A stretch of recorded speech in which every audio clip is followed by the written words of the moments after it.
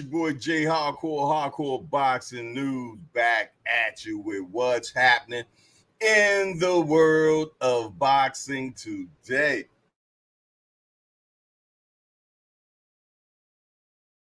Good morning, good morning, good morning, good morning. If you hear the sound of my voice right now, that's letting me know that, you know what? God is giving you another opportunity to get it right. Another opportunity to say, you know what? I'm going to get it right today. Another opportunity to say, you know what? I ain't holding this grudge no more. I'm going to go ahead and forgive that person. I'm going to go ahead and release myself from which that I have of this person. Another opportunity to just do what you've been planning on doing for a long time, but you just haven't pulled the trigger to do it yet. How many of us have been like that, man, where we know it's something that we really want to do? You're passionate about it, but fear has enstrained you and you just can't do it because of fear. Let me tell you something. In the Bible, I think it's about 365 times where it says, fear not. One for every day. So you are covered, man. Go ahead and step out on faith and go ahead and execute that plan that you've been thinking about for the longest time, man. Do not let fear stop you from doing what you want to do. I have let fear do that to me so many times in life, and it kept me from the bag. It kept me from relationships. It kept me from a lot of stuff, man, that probably could have propelled you further, man. You know, get out your comfortability, man. Get out of that, man. Do something today, man, that you've been wanting to do, but you've been afraid or just procrastinated. Procrastination to do it too. Y'all know what I say about procrastination. Procrastination is like masturbation, man. You're only screwing yourself, man. You did. But listen here, man. I'm glad to be back in the building with my family. I'm glad to be up in here, man. Let me turn my warmer on, man, because I got a good cup of Jamaican coffee right here, man. You dig? So I got that lock and loaded. Is there. You dig? And I tell you what we are doing right now, we're gonna do the roll call, man. Let's find out who's in the building right now, man. It's always a pleasure. We already know who normally is the top five, but we always want to know who's the number one guy to be in the building.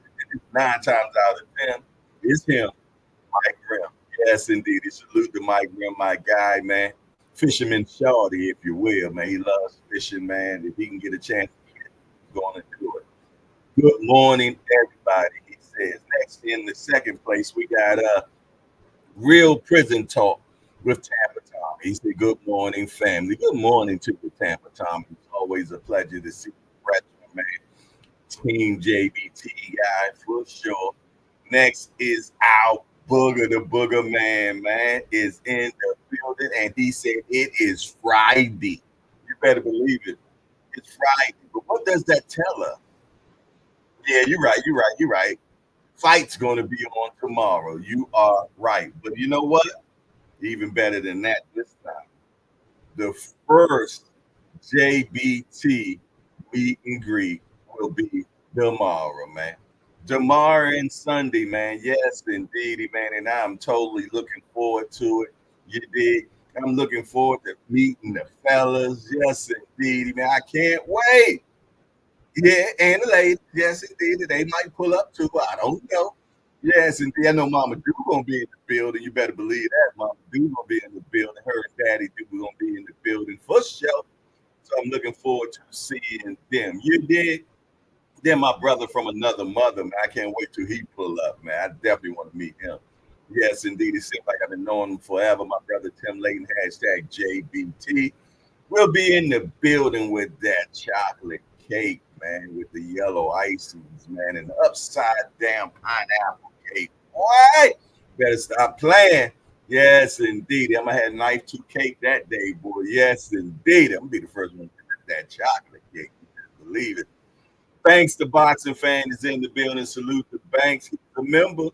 Yes, indeed. He said, good morning, Boxing family. Good morning to you, my brother. Come on now, with Banks, the boxing fan, you should already know this guy loves boxing. Then we got the one and only Doc and Lovely, aka Melon Queen 27, is in the building. Yes, indeed. She said, "Good morning, Jay, and the Hangout family. Peace, blessings to all, and happy Friday." Yes, it is. Yes, it is. Yes, it is. It is Friday, man.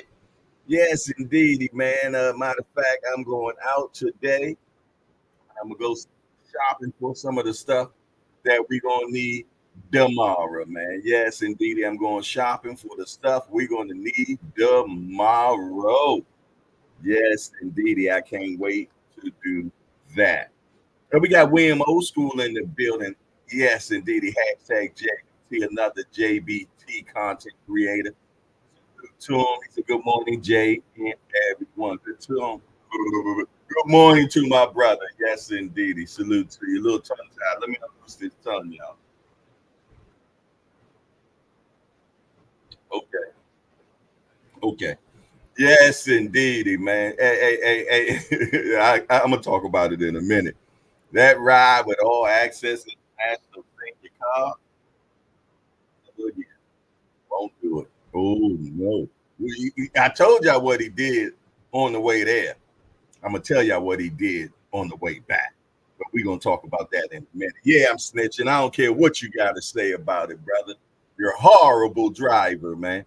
Yes, indeedy, man. That's why I like holding on to the steering wheel, Jack, because I'm in full control. Lord have mercy. Should have never gave that brother a license, man. I don't know what happened the first time we drove together, man. You know what I mean? But this time, maybe because he was driving my whip and he was being a little bit more careful. But I digress, man. Lonnie Lee, hashtag JBT, and also a member and a big supporter of the channel. We appreciate you, my brother. Good morning, Jay, and salute to you. X Kodak Cam X. He said, "Good morning, gang GTG." Yeah. We got Ash Vile, of course, and stepdaddy is in the building. Salute to him. He says, "Shakur Bright like Stevens is going to have all the belts, no fear." Okay. You would think his stepdaddy would think that, would you? Come on, man. Stepdaddy would think something like that. Uh oh. All things. What's up, my guy? Good to see you. Always a pleasure. Yes, indeed. He in here every day, and I appreciate you, my brother. He said, "Peace and blessings, Jay, and the Hardcore Boxing family. Like, share, and sub." Appreciate you, my brother. We got my bratty little brother in the building. Remo is in the building. Let's talk fashion. The king of the casuals, man. The fashion god and all that stuff. Extra stuff. Are y'all hearing extra stuff? Don't worry about it. I know why it is. I got a kind of an idea, I think. But we also have my guy being in boxing news, man, on convalescent leave right now. You did. Yes, indeed, God willing. I think he'll be going back to work next week, boy, and I know he's gonna be happy, man. He said, "Was popping, was popping, was popping." It's all live and good in the hood. You better believe it, man. For sure. We got Naeem the Dream, the only dream that count in boxing right now with us, man. We appreciate it. He says the only dream that matter in boxing is here. I don't know either of them guys. I'm on the boots and Mexican got on boots. Okay. All right. Showtime the guy. Where you been at, man? There go my brethren right there. Him and Miss Jamila. Salute to them for sure. Who else we seeing? We got Jay Dixon in the house. Salute to Jay Dixon. Appreciate you coming through, my brother. Always a pleasure to have you in the building. For sure. Yes, indeed. Okay, who else? Heather E. The Queen E is in the building. Salute to the Queen. Hail to the Queen. My big brother is in the house. My big homie. What's up with you? Cash Sport, the box store, hashtag JBT. He said, "Good morning, Jay. I'm going to send you close to $100 this month." Woo! Wait. There it is, man. We're going to make it happen today. Make it happen, Cap. The treasurer says he's going to send me $100, man. So I'm definitely going to be able to go shopping for the event tomorrow, man. For sure. Salute to him. Salute to the big homie. Salute to our treasurer that does that excellent job, man. He does an excellent job. Salute to him for sure. Cash Sports, the box story, and that's going to come on at 2 o'clock today. Without a doubt. Yes, indeed. You can count on that. Cash gonna be on. I don't think the guy ever missed a day. He gonna be on, man, for sure. But listen here, I'm glad to be up in the building. I'm glad to be here, y'all. Man, let me tell you something, man. I'm gonna tell y'all the story real quickly. Yesterday, man, we had a great time at the press conference, man. We got some good interviews. I'm mad at myself. I cussed Remo out about it first, but it's really my fault. But I had to blame it on somebody, so I blamed it on Remo. Remo was the one that told me to get the mic set up. You dig, man? I'm doing all these interviews. About half of the interviews, no sound, no sound, no sound, no sound. But I digress, man. You know what I mean? I ain't one to complain, man. But that's why you're not gonna be able to see as many. I had a beautiful one with Scott Nicholson. I had one. I did one with Diego, not Diego, Jorge Linares. I also did one with Andy Cruz, which was fire. So yeah, man, I might just do a voiceover because I can remember verbatim everything that they said. I got a good memory like that. So maybe that's what I'll do. I'll do a verbatim talk over on them, man. You dig? Ain't no use of letting them go to waste. You dig? But I did get a good one with Eddie Hearn. You dig? I put the press on Eddie Hearn yesterday. Yes, indeed. I had him in the chokehold. That will get out today for sure, without a doubt. But let me tell you something. If some of y'all wasn't in here earlier yesterday morning, Senior I drove to Philadelphia yesterday, and the youngster did the driving, man, and I appreciate him, man. You dig? But let me tell you something. On the way there, on 95, the boy runs into they got those round barrel cones. Yeah, yeah. Well, he knocked one of them out, and then he knocked off the case off of his left, the left mirror, knocked that clean off, man. So at least it was just that part. So that went pretty good, man. And then we went and did the interview. I mean, the press conference was beautiful. Senior did an excellent job. Like I said, the youngsters came a long way, man, because he just jumped into all this stuff. It had never been something he had did before, man. But his growth has been phenomenal, and I salute him on that. I definitely salute him on that. His growth has been great. But his driving on the way back, many a times the brother was in everybody's lane and everything, man. I'm hitting my imaginary brake and everything, man, and it is just, yeah, it's a scary ride. I'm sleepy. He's sleepy. Man, next thing I know, man, I look to the side and the wall and me are about to be united. Yeah, on my side. On my side. He done took a dip. Yeah, he took a dip. Midday dip, man. Almost crashed the side of the wall, man. And after that, man, I was wide awoke. He did, but I will give it to him. He did get me home safe. But trust me, I needed a drink to get my nerves together after that. For sure, I seen it all. I seen it, man. I seen it. I seen the headlines, man. You did two reporters, man. It ain't funny. It wasn't funny then. It's funny now, but we did get home safely. Appreciate Senior, man, for doing the driving. Won't ride with him no more. But I digress. I got home. I didn't even look. I ain't used to all that, man. I was tired. I got home, took a shot, and went to sleep. And I woke up this morning, man. So yes, indeed, everything I'm well rested, man. But yeah, that's what happened yesterday, man. Yeah. That's what happened yesterday. Yeah. I was definitely about to be the crash dummy, dark and lovely, for sure. You dig? But yeah. Oh man. But yeah, man. We had a good event, man. We had a good time. I enjoyed myself, man, and we got some good interviews in, man. And man, did you see Jaleel Hackett grab up Pete Dobson?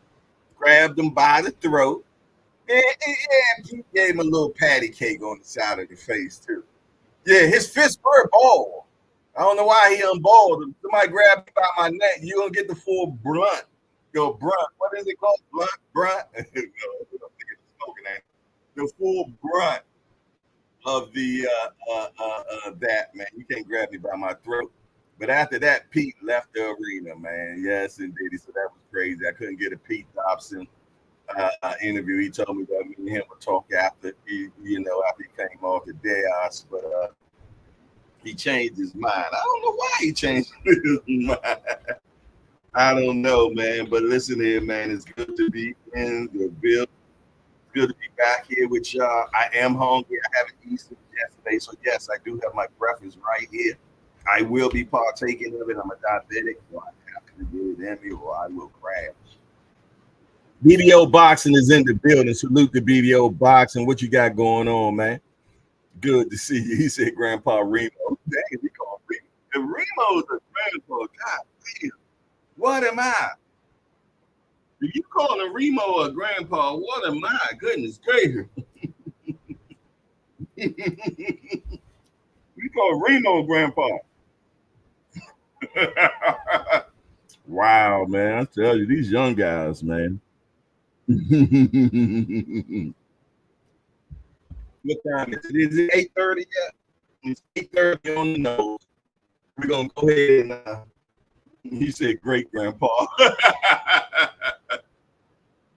We're gonna go ahead and since we're on time, we're gonna go ahead and jump into what's happening in the world of boxing today. We're gonna hit that right now. Bingo, flamingo. The first one that's coming up is about George Foreman. It said George Foreman parts with car collection. I just closed my eyes and I let them all go. And he just celebrated 75 years, man. And I read this interview, and it was excellent. So we don't get into the titles, you dig. I just let them be known. If anything you all want to read, y'all know where to go back at and check it. But yeah, George looking good, man. I don't know if y'all can see that, but George looking good. And there you go. Maybe you can see it better now. George is looking good. I hope I look that good at 75, man. You dig? But he got rid of his car collection that bulged at about 70 cars at one time. And I think when he did the let go of 59, and he didn't let it go because he was broke. He let it go. You gotta read it, man. It's real good. I read the entire. It's a must read, especially if you're a George Foreman. And I'm a big Foreman fan. Fuzzy Wuzzy. That's what he calls himself, Fuzzy Wuzzy. You dig? So yeah, check that out, man. And good read, man. He sold his 18,000 square foot home and bought a 2,000 square foot. The money that he got from selling the cars, he's putting away for his grandchildren colleges. You gotta love it. Gotta love it. And if you think he's broke, no, he's worth $250 million. People still buying that Foreman real. Callum Simpson's driving groundswell of support for fight with Zach Chili. Okay. Once a child alongside Andre Ward, David Lopez is now all grown up. The first loss for Kurt Scobie only increases his drive and his commute. Kevin Farmer has lightweight title plans after the Raymond Mutala fight, which is tomorrow on Top Rank. Oscar De La Hoya meets with Shakur Stevenson. Says any agreement starts with him. Okay, see, like Shakur is making sure he's checking all his spots. You did. I talked to Eddie. He seems pretty confident though. Virgil Ortiz Jr. and Serhii Bohachuk promised war in the high stakes class. The stage is set at last for Duran Ennis to put on a show. Andre Mikhailkovich steal presses from Janabek. Jaleel Hackett and Peter Dobson involved in press conference shoving match. The great grab of the neck. Pete Dobson, a great next step for Jaleel Hackett, says his father and trainer. And there you have it, man. That's what we have in the world of boxing today. Make sure that you govern yourselves accordingly. Forgive my manners. I'd welcome everybody and Bill that I did not say anything to the mighty Warriors. Please don't tongue feather me, people. I would never know because probably won't text anyway. Yeah. But no, salute to my mighty Warriors. Y'all know I care a lot for my mighty Warriors, man. You know who you are. The ones that like to watch. Salute to you all, man. Salute, salute, salute, salute, salute. And my Peekaboo Shawty crew. Yes, indeed. Salute to y'all too, man. And salute to the channels that watch in silence, man. I appreciate you all. When I stop at your channel, I'll make sure that I say something in your chat. For sure. But listen here, man. It's always a pleasure, man. Always a pleasure. What I'm going to do, I'm going to play the raffles because, hey, you got one more day in a wake up, man. You got one more day in a wake up, man, to get into this raffles. It's Friday. It's payday for some of y'all. I know you've been waiting and you ain't had a chance to get it. You can get it right now while y'all watch this. Try to eat a little bit. Hey there, folks. Welcome back to our channel. Today, we've got some thrilling news for all of you. We're launching a raffle where you can win a brand new 55-inch television just by making a payment of $10. Yes, you heard it right, just $10. Each entry must be made through Cash App with your name. The winner will be announced live at our GBT meet and greet on July 13th. The more entries you make, the higher your chances of taking home this outstanding flat-screen television. So, don't miss this incredible opportunity. Don't forget to like, share, and subscribe for more updates on this exciting contest. And remember, with each entry you make, you increase your chances of winning this amazing prize. Thanks for tuning in and good luck to all of you.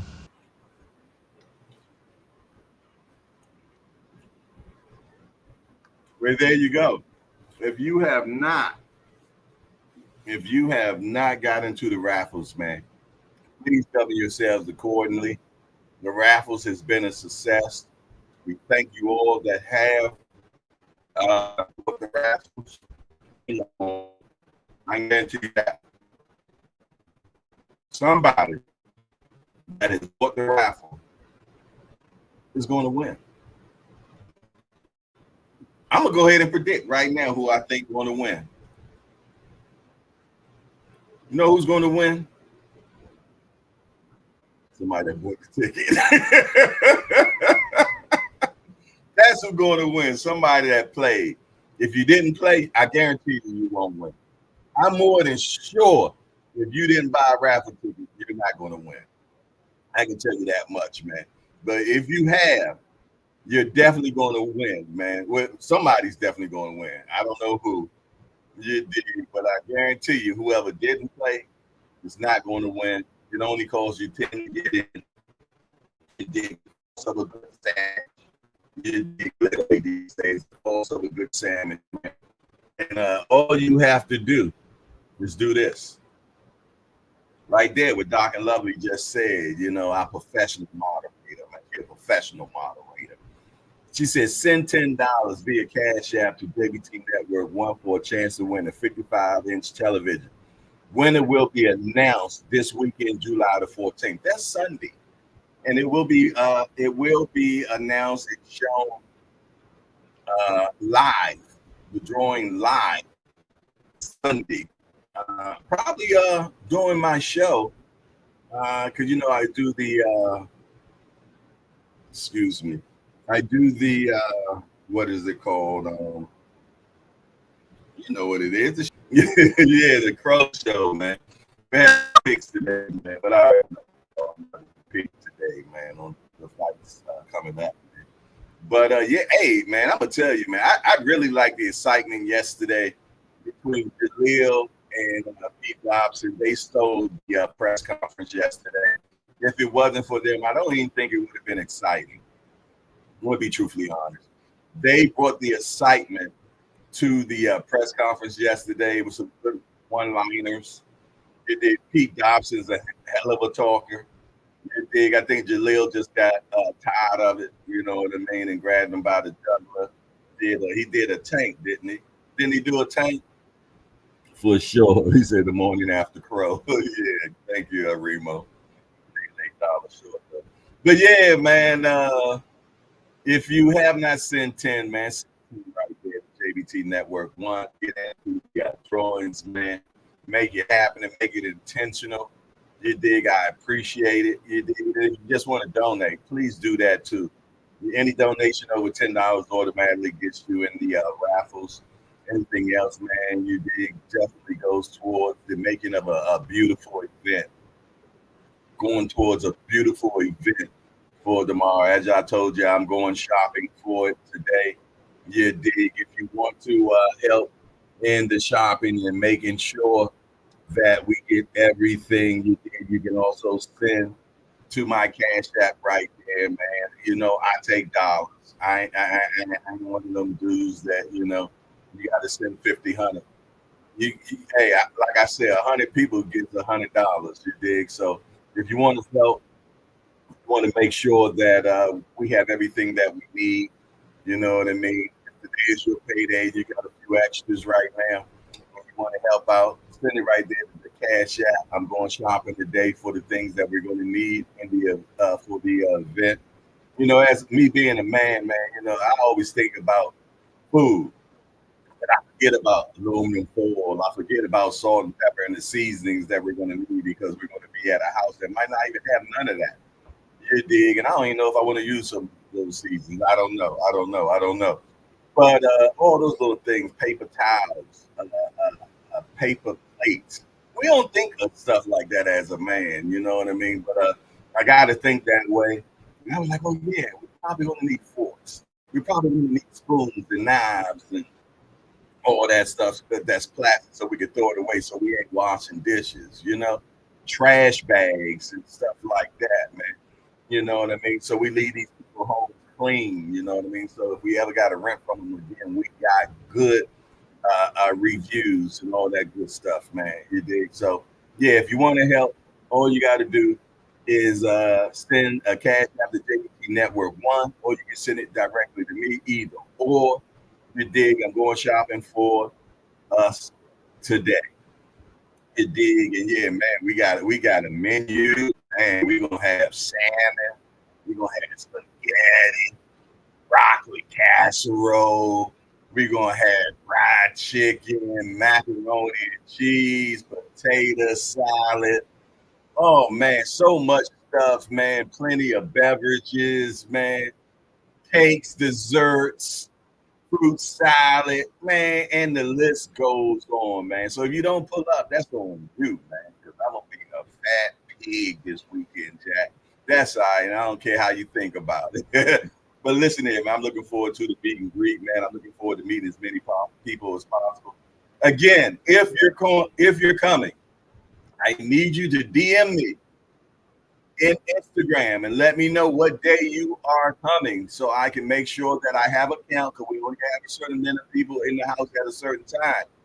You know what I mean? So we can only have 15 people at a time in the home. You dig? So I need you to send me a DM in my Instagram. Let me know that you are coming. You dig? For sure. Other than that, man, I appreciate everybody, man. For sure. Yes, indeed. What else we got going on? All right. Well, what I'm gonna do, man, I'm gonna put the free smoke line on, man. So we early on that we moving nice, man. Yes, indeed. So how I do that? Hold on a second. Yeah, you know what? Before I put that on, man, let me put on the Muratalla and Rain Ford. Man, that's me on there. Okay, maybe I won't be able to do it because if I click that, that's a picture of me. Video of me. Okay, so I won't be able to do it that way. I put it up on but it automatically put me on there. So if I turn it on, that's probably why I'm saying hearing double. Let me get rid of that, man. All right. But no, I was just looking at the face off, man.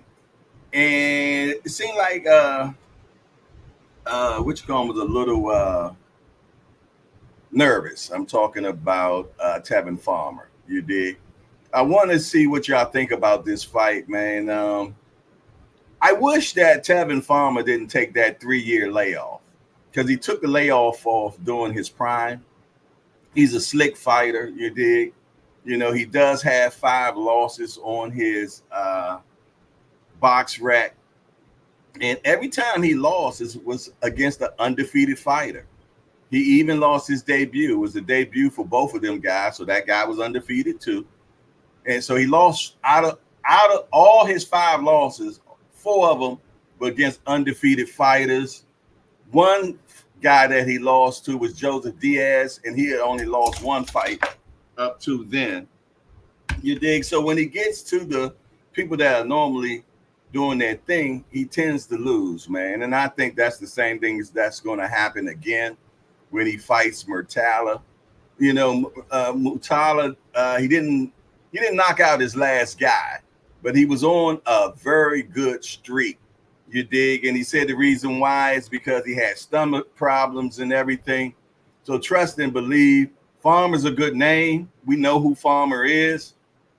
So he's definitely looked like he's going for the knockout. He looking mean, man. I looked at the face-off, man. They were doing the face-off intense. And during the face-off, Farmer started talking, man. And in sales, man, we always used to say the first person that talks when you have silence is going to lose. You dig? So, oh, no. It is what it is, man. But we going to see. I think that, and then the size is a 5-inch reach difference. It's about a 2-inch height difference. And Mutal is definitely the bigger guy. He's in his prime. You dig? So my pick on this fight will be Remo Mutal. I'm gonna put the free smoke line on right now, y'all. Some other people might think different. Let's share the screen.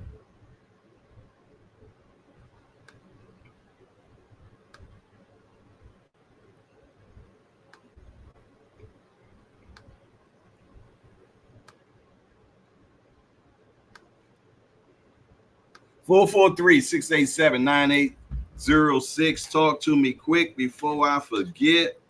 We're gonna do a little free smoke, and then I'm gonna put the panel on, man. It's been a minute since we did panel. We did it yesterday on the road show, man, and the guys did an excellent job, man. I forgot how good our panel is, man, when we get our people on. So we're gonna do probably about maybe 5 calls.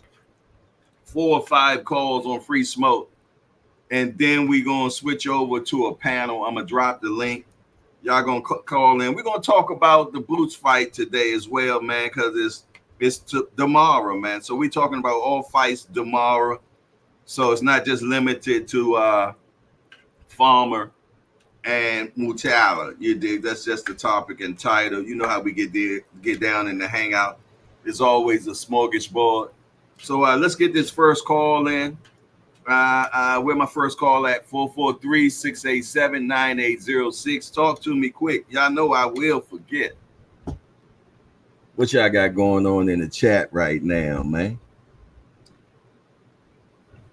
Thomas Hill said, hey, yo, that fireman to Wham Old School. All right. I have some of that like 3 years ago. All things said Money Mike. Did we got a new guy in the chat? I think I seen somebody come in the chat I was not familiar with. And his name was Mike somebody. So let me go back and see if I can find him. Teach is in the building. What's up, Teach? Good to see. LaMarcus Robinson is in the building. Matthew Bishop is in the building. Salute to everybody. I know I seen a name come through here, man. I don't know. I think I went back too far now. Let me see if I can find the guy that came in here. Money Mike. Okay, we want to welcome Money Mike to the Hardcores Hangout.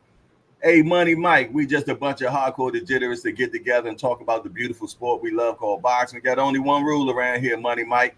No hitting below the belt. I mean, we don't talk about nobody's mom up in here. Other than that, everything else is fair game. We want to welcome Money Mike to the Hardcore Hangout. Let him know he has reached the best boxing morning show around. Salute to Money Mike, man. He said, man, don't forget about the napkins like y'all forget on your way to Philly. Eating without napkins is not good. Okay, so it's not your first time. I sure enough ain't had no napkins, man. Yes, indeed, man. I'm wiping my hands all on senior seats, man. It was a rental car, y'all. But listen, nah, I didn't do that. I'm joking, y'all. You did, but yeah, we did not have napkins yesterday. That was so ghetto. But yeah, that's how men are, man. You know, we just beefs. You know what I'm saying? But I got napkins right here this morning, man. But thank you, Money Mike. I will make sure that we have napkins tomorrow, man. We're gonna have napkins tomorrow, so you ain't got to worry about wiping your hands on your pants. We're gonna have napkins and paper cups. We're gonna the red cups are going to be in flow. You dig? I might do the yellow one. You dig? You dig? Gonna be traditional with the red cups, man. We'll see what's on sale though. How about that, man? I got to go to Whizzle Mizzle tomorrow, man. For sure. I got to go to the Whizzle Mizzle for sure tomorrow. You dig? So I'm gonna slide on over to there. See, I can get some discounts over there at Walmart, man. You dig? For sure, for sure, for sure. What's going on, man? Nobody want to talk to me? 443-687-9806. What we got going on? Ain't no calls. Oh, y'all want to give me an early day. I'm with it. I'm with it. I'll take the early day now. Don't think I won't now. You dig? 9 times out of 10, the phone ringing like it's about ready to go out of style, and then I don't get no calls this morning. What the hell is going on, man? Y'all ain't got no love for the talent, fam. All right, here we go. God damn, I got a beg to get a call around here. What's going on?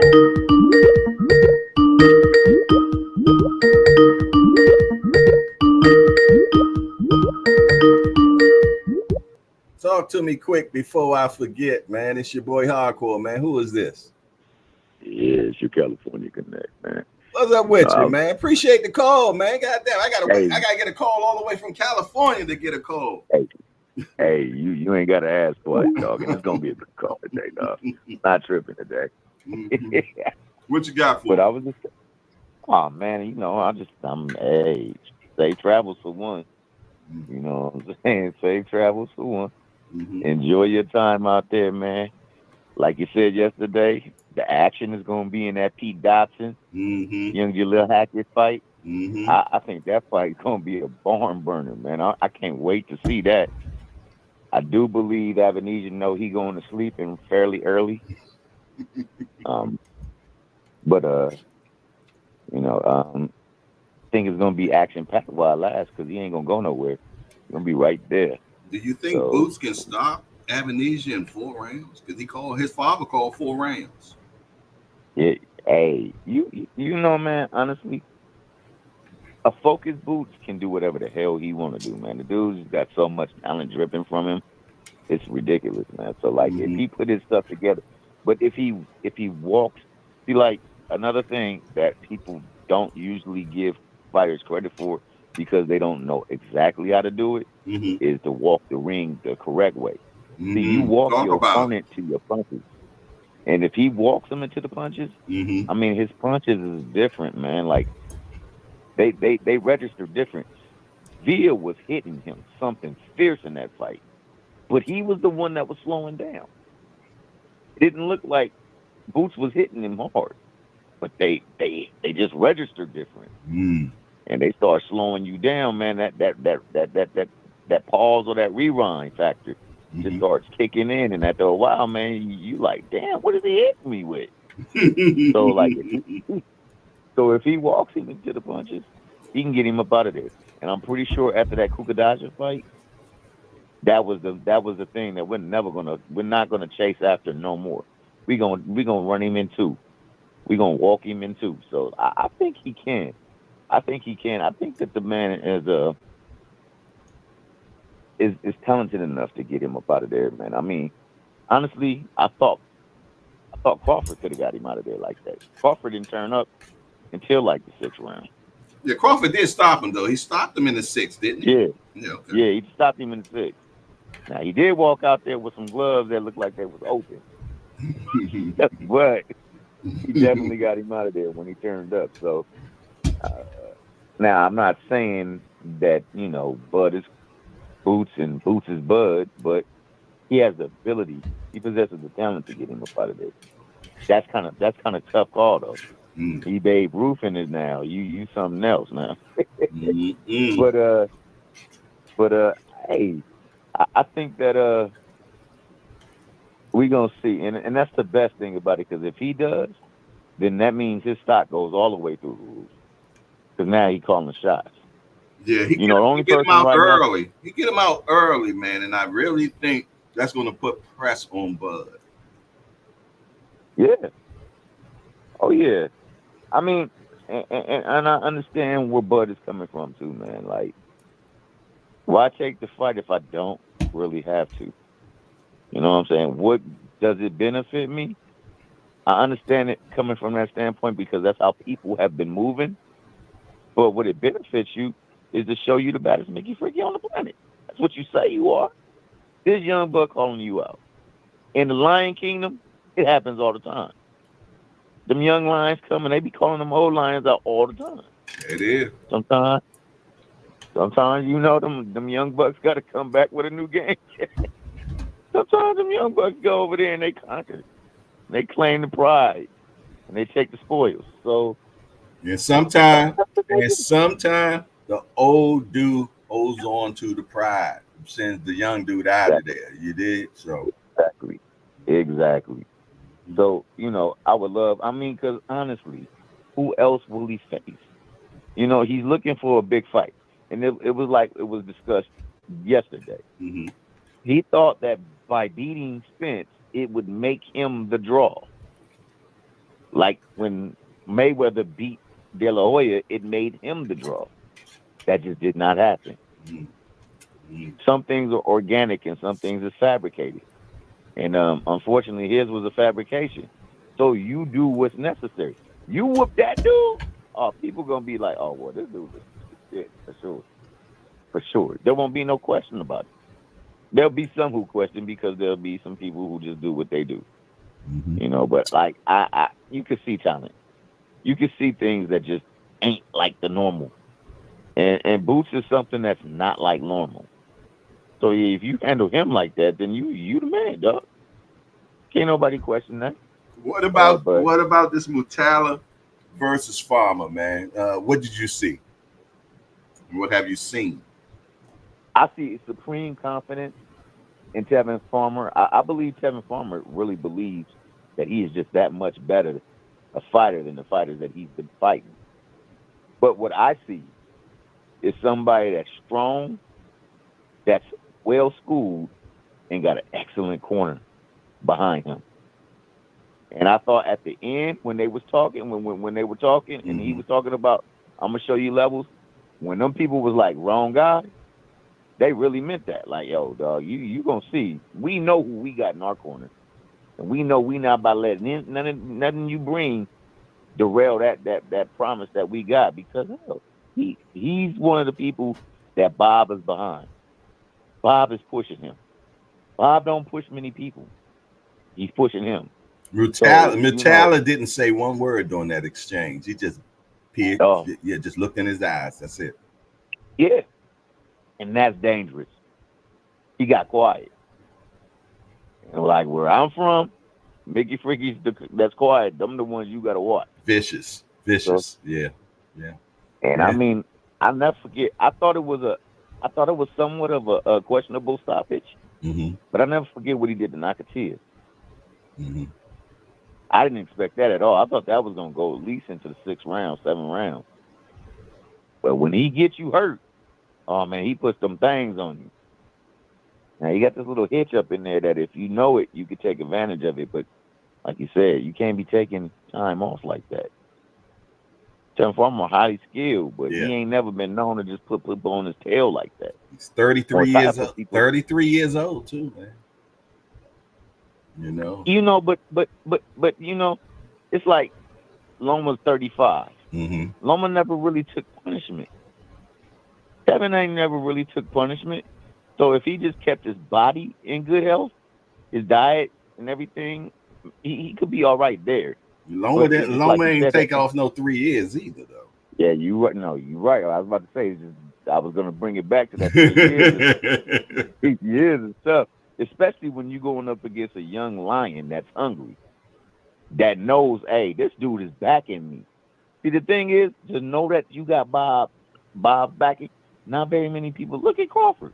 Crawford never had Bob's backing. He was just his best fighter. Mm-hmm. Now you got somebody that's a really good fighter that got his backing, man. The world is my oyster, and I'm gonna eat.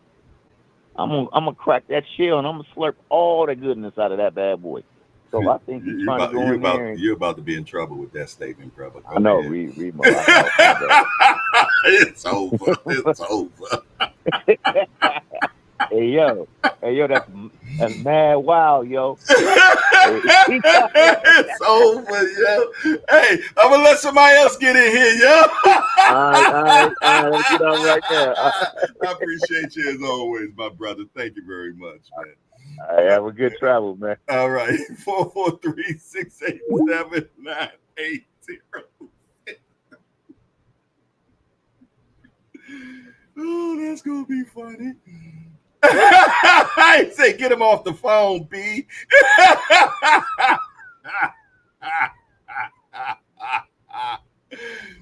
Oh my goodness. 443-687-9806, man. Talk to me quick before I forget, man.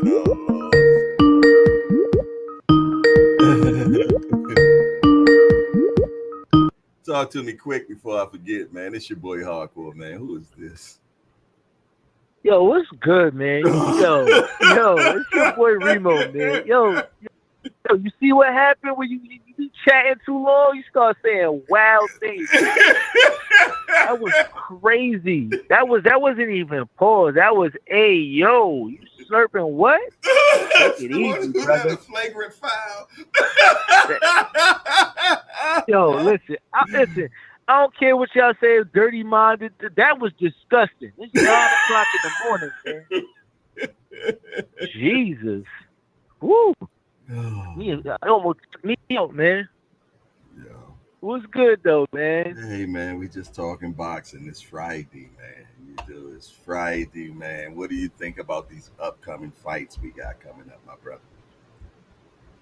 But before I get to the fights, yo, I'm so excited to meet a bunch of mid-aged men. It's like we met on Facebook or 23andMe, and we about to have a family reunion and never met each other. We don't know each other, mama, fathers, nothing. Like,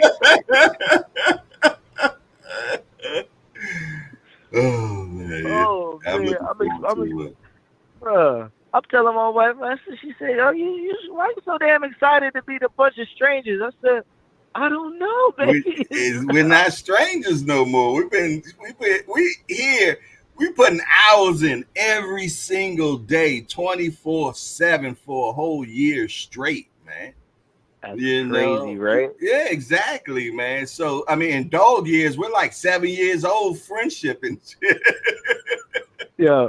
If this was 1996, we'd be like, remember pen pals? Like the strangers. Do you like boxing? I like boxing too. And you're meeting like-minded people, man. We all got a common interest. We all love this beautiful sport we love called boxing, man. So that's a fact. I wouldn't be writing to T Hill though. His message to me would be 4 pages long. He'd be praying and preaching. I ain't got time for all that. How about them novels? And then there's how about a one-on-one with T Hill and B3? Oh man, yeah, Malcolm X and Martin. You know, I had to be drunk for that one.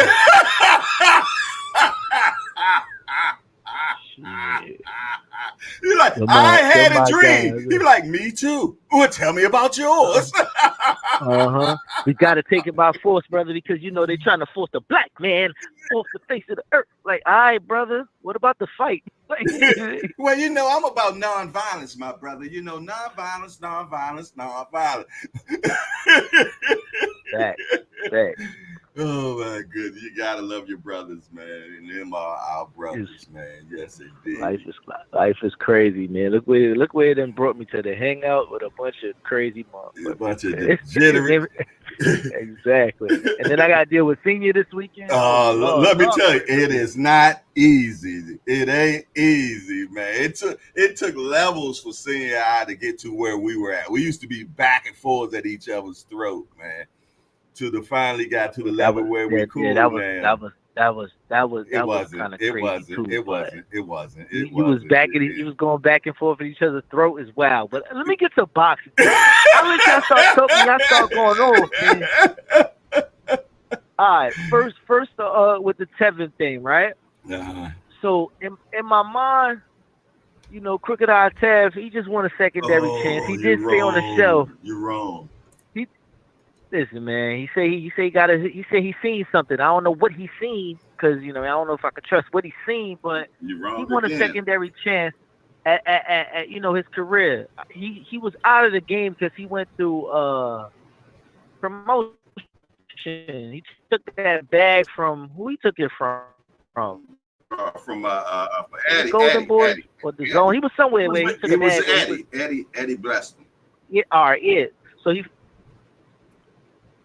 So he fell out of favor there, and then he didn't have a promotion. He was fighting in Philly. He won a couple in between, but now he's up at 35. And the one he lost to JoJo, he did look compromised to me. He kept looking up at the lights. Something was off. I never got to the bottom of it. What was off with him? But I say all of that to say, whether or not he's legit at the division, I say give him a chance because you do need fighters to help pad resumes at this point in time because you don't have any more Linares's. You don't have like Ken Bosa's kind of became the stepping stone as a name that 35 pounders get in there and say, you know, he was once unified, blah blah blah. Tevin Farmer is equivalent to like what a Broner name is right now. Like, you know what I'm saying? Acting around that division. A name that did something, had some success, but you know, is better than beating a prospect or a complete journeyman. Okay. So you know, I don't know what the outcome of this one. I just hope it's not too bad where you know he can get a couple more fights in, you know, the way it makes sense. So you think I reverse engineer everything you say, and you think you said that Tevin Farmers kept looking up at the light. So you think one of his eyeballs caught the light and the other one was look? I'm trying to see what you were saying, yo. No, I think he had either a bad weight cut or something went on. What the lights got to do with it, though? No. You said something about the lights, man. So I'm thinking you're saying that he kept looking up at. Maybe he looked at the lights and he got too much light in his eye. One of them. I don't know. Yeah, one of them. So it bothered him. Maybe I don't know. And Tevin gonna come looking for you. I'm gonna make a short out of this one. He gonna come looking for you. Listen, man. Yeah, he from Philly too. He might send somebody for me. He might be at the meet and greet. Facts.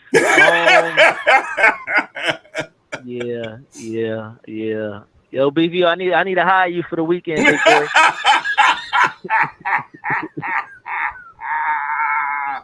We got our very own security this weekend, y'all. BBO boxing, man. Just hope he don't run off though. Yeah, don't get stomped out like Rick Ross, security. No, I'm going by the story that BBO told about his cousin was getting beat up, man, and how he ran, man. I'm like, he said he ran to go get a weapon. I'm like, yo, BBO, you are a weapon, bro. You just got to realize that, man. 450,000 pounds and you can't protect nobody. Come on, man. He talking about he went to go get a weapon. I'm like, weapon? Crazy. You gotta love the youngster, man. That's my youngster, man. He okay. He's like Martin. He's like Martin. He does not promote violence, man. So I don't know how good it's gonna be. If Tevin stopped BBO, man, it's over. Oh man, listen, I ain't gonna lie to you. I always say that to my homeboy. I said, man, imagine the dude 135 pounds putting me to sleep. I can't talk crazy no more. Imagine when you play who you call 5'5" G Peasy beat you in basketball this weekend, bro. Man, that's On light, man. camera, But back, on camera. listen, back to Oh, you boxing, don't even back want to to talk boxing. about it. You That don't even want to talk you about it. Okay, talking because back to that's boxing. you talking fantasy sports. So whatever, we gonna get back to boxing. Yes, So sir. now, Yes, sir. Yes, sir. Jaleel looked a little dry to me. I ain't really like what I seen as But then far you as say you like don't even own a basketball? I don't need to own one to play it. The Okay. hell? All right. All right. I digress. Go ahead, my brother. I apologize. Forgive me for Yeah, the interruption, man. I ain't like what I really seen on like, I mean, not on the scale, but pre-fight got the glasses and cheekbones look a little sharp. You know what I mean? Cut is cut, But man. He a big boy. yeah, that's what I'm saying. We always talking about how much of a cut do you really got to get down there. He looked like he had a tremendous cut to get down to that wherever they fighting at. What is it, 40 or 47? 47. Yeah, it looked like it was a rough cut, but I think by the time he hydrates, he's young, and the speed is going to be a lot. The output it's going to overwhelm Dobson. I don't know if he'll stop him, but I think he'll outwork him. I think he's gonna be twice And if the he size. does get a stopper, He's gonna be twice the if he size. does stop him, I got him stopping him at 8, if so, between 7 and 8. I think if he gets to him and the output will overwhelm him more than actual knockout. I mean, one punch type of thing. And then Boots is cool in my book. You know what I mean? I think right now he signed to the best promotional company to take care of what he can't do right now, which is entertain on the mic. Facts. Great point. Because Eddie does great at narrating a conversation and getting questions that the media might want to hear because you're not going to say it yourself. So he gets a chance to, almost like a wrestler with a manager, get a chance to be the performer and have everybody talk for you. But he's going to have to know how to balance that to be a star, because if he puts on a great performance, which I anticipate him probably knock out in like 5 maybe, he has to know that he's the face of Philly right now. And that's how Eddie's billing him, as the guy who's going to be kind of like how Shakur is in Newark. But he actually lives in the town still. So he's building him up to be the guy from the city moving forward. So he's going to have to be ready to be like the Allen Iverson of Philadelphia. You know what I'm saying? But, we'll see what we have on Saturday. And then, I could hang out with y'all fools after. Sound like a winner to me. Sound like a winner to me. I'm looking forward to all this, man. What do you think Jaleel and Pete Dobson are going to steal the show, or what? They stole the press conference. Listen, if Boots start skywalking on him this time around, I don't know. I don't know what he's gonna pull out, but I mean he's gonna be there to be hit. So you know what I mean. If he comes forward, you talking about us? Okay, go ahead. Bro. Yeah, you right. Let me get off the phone, man. Look. When you say leave a cat on the phone too long, you don't know what you're gonna have come out of him, man. Yeah. All right, man. I'm done. Like, get off my phone, man. Peace. 443-687-9806. You hear the pause, King? Yeah. Making mad pausing, man. Yes, indeedy, man. It's a pause-free zone, man. But he reckless on his own, man. You dig? 443-687-9806. Man, let me get this call. See who got on the phone. Talk to me quick before I forget, man. It's your boy Hardcore. Who is this? Yo, what up, Jay Hardcore, man? It's Boxing Source, bro. Whoa, big homie. What's up with you? Oh, man, just chilling, man. Chilling. Seeing what's up with this fight tomorrow. Well, 2 fights tomorrow, basically. I'm paying attention to, of course. You know what's up. Wait a minute. You first time caller, brother. You ain't first time on the hangout, but this is a first time caller. We got Boxing Source. Yes, indeedy, man, on the phone, man. And all right, my brother. I want to make people understand who's here, man. Thank you, brother. Oh, okay. Let's do it how they do it on the radio. First time caller, long time listener. There you go. What you got for me? Yeah, man. Just looking forward to seeing what Jaleel Hackett gonna do here against Peter Dobson, man. It's for that, WBA Continental America's title. Mm-hmm. He's gonna, see about getting in the rankings there at welterweight, and you know what I'm saying. If he can show up there and show out. Yeah, man. I think it's a good event, man. If the fight is anything like the press conference, I'm stoked over it, man. You know what I mean? I can't wait. You did. Anytime I see realness, and that was real. Him grabbing that boy by the throat was real. You know what I'm saying? Him slapping him was real. You dig? So I want to see it. Jaleel is having a serious cut, man. You can see how his cheekbones were real sucked in. You dig? And so and then he had the glasses on, so he didn't want to show how the eyeballs were, pulled in as well. Yeah, man. You dig? So, but he's 21, so he's gonna rebound nice. He's gonna be twice the size in that ring Saturday night, man. I'm gonna tell you. Oh yeah. Because I was out there for his workout last Friday. And, I couldn't make it. Yeah, getting his best preps on that. So, he's definitely ready for this bout. I know that.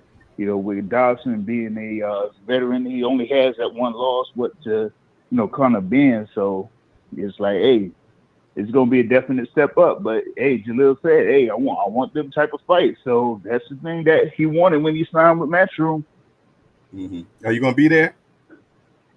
Yeah, I'm gonna make the job up there, man. Okay, cool. I'm gonna make the job up there, but they said that they was like heavily requested for the joint, so I couldn't get in that way, so I'm getting the ticket joint. Okay, well, if you can stop past the meet and greet, man, let me know if you can. Okay. All right. Yeah. Just give me the details. I'll see if I can roll through when I got the chance before getting to the fights. Okay, because we're gonna be there 2 days, so I don't know if you're gonna be there 2 days or not, but let me know. Nah. Muratalla and Farmer, man. What do you think about that fight? Oh yeah, Muratalla and Farmer. I mean, that's gonna be an intriguing fight. Farmer's getting his way back up there in the rankings there. At lightweight, Muratalla is, another top, not prospect, but fighter in the lightweight division, highly ranked in the lightweight. So this is gonna be definitely a test there for Muratalla against Farmer for sure. So you got to see if he'll be able to pass that test, and if he is, then we'll see what they got next for him. I mean, he's there top ranked, but of course, the whole thing with Shakur, so he can't necessarily get a fight with Shakur, get in line with that. But I don't know, maybe he could try to sneak in and get some with Berinchik. He might have a shot to fight Berinchik for Berinchik's belt. So we'll see. We're gonna see. We're definitely gonna see. We got Boots against Avanesian. Give me that one. Boots in 5. It could be shorter than that, but I mean, I picked in the prediction league Boots in 5. Give the fans a show. There in the Wells Fargo Center, so I think he's gonna show up and show out and impress the fans, and end up stopping Avanesian. I think Avanesian's gonna move around a little bit those in the first few rounds, but then Boots is gonna figure it out. And then, be efficient in his attack and break him down and then stop him in 5. So you believe he does it faster than Crawford does then? Yeah. Okay, cool. Well, I'm looking forward to all of it. I'm looking forward mainly for our meet and greet, get to meet all the people that I've been hanging out with, man, for the last year, man, that I call family now. So I'm looking forward to all of this weekend. It's going to be a fabulous time in Philadelphia, and I'm looking forward to it. We might even get a few of the fighters pull up to the meet and greet. I've talked to a few. Who knows? It'd be nice if that's what's up. Boots show up. Be nice if Jaleel shows up, stuff like that. Well, we're going to see. I'm not promising it, but the invitation has been given. Yeah, for sure, for sure. And of course, you know, people are looking forward to if they're gonna win that flat screen TV. So That's right. 55 inch. Somebody gonna win that. 55-inch flat screen TV, y'all. So Did yeah. you get the raffle, man? Oh man, I ain't put in my $10 for it, man. It ain't too late. It ain't too late. I ain't trying to hear it, man. $10. You got plenty of money. They told me how much money you got, bro. So I need to see your name. I need to see your name in the raffles, man. JBT Network 1, man. That's all you gotta do. Now if I'm gonna put it on the screen, no excuses. JBT Network 1. There it is right there. Cash at $10 is on the screen right now. JBT Network 1. I want to see your name in there, brother. $10 support, man. Come on, man. All right? Hey, man. Yeah, we'll put in entry there, man. Thank you. I might be a late entry and get the win, man. You never know. They say the last be first sometimes, brother. You know what I mean? You never know. That's what it be sometimes. Yeah, for sure, man. For sure. Everybody has an equal chance, man. So, you know, hey, the main thing is the support, and so we'll have a great event this weekend.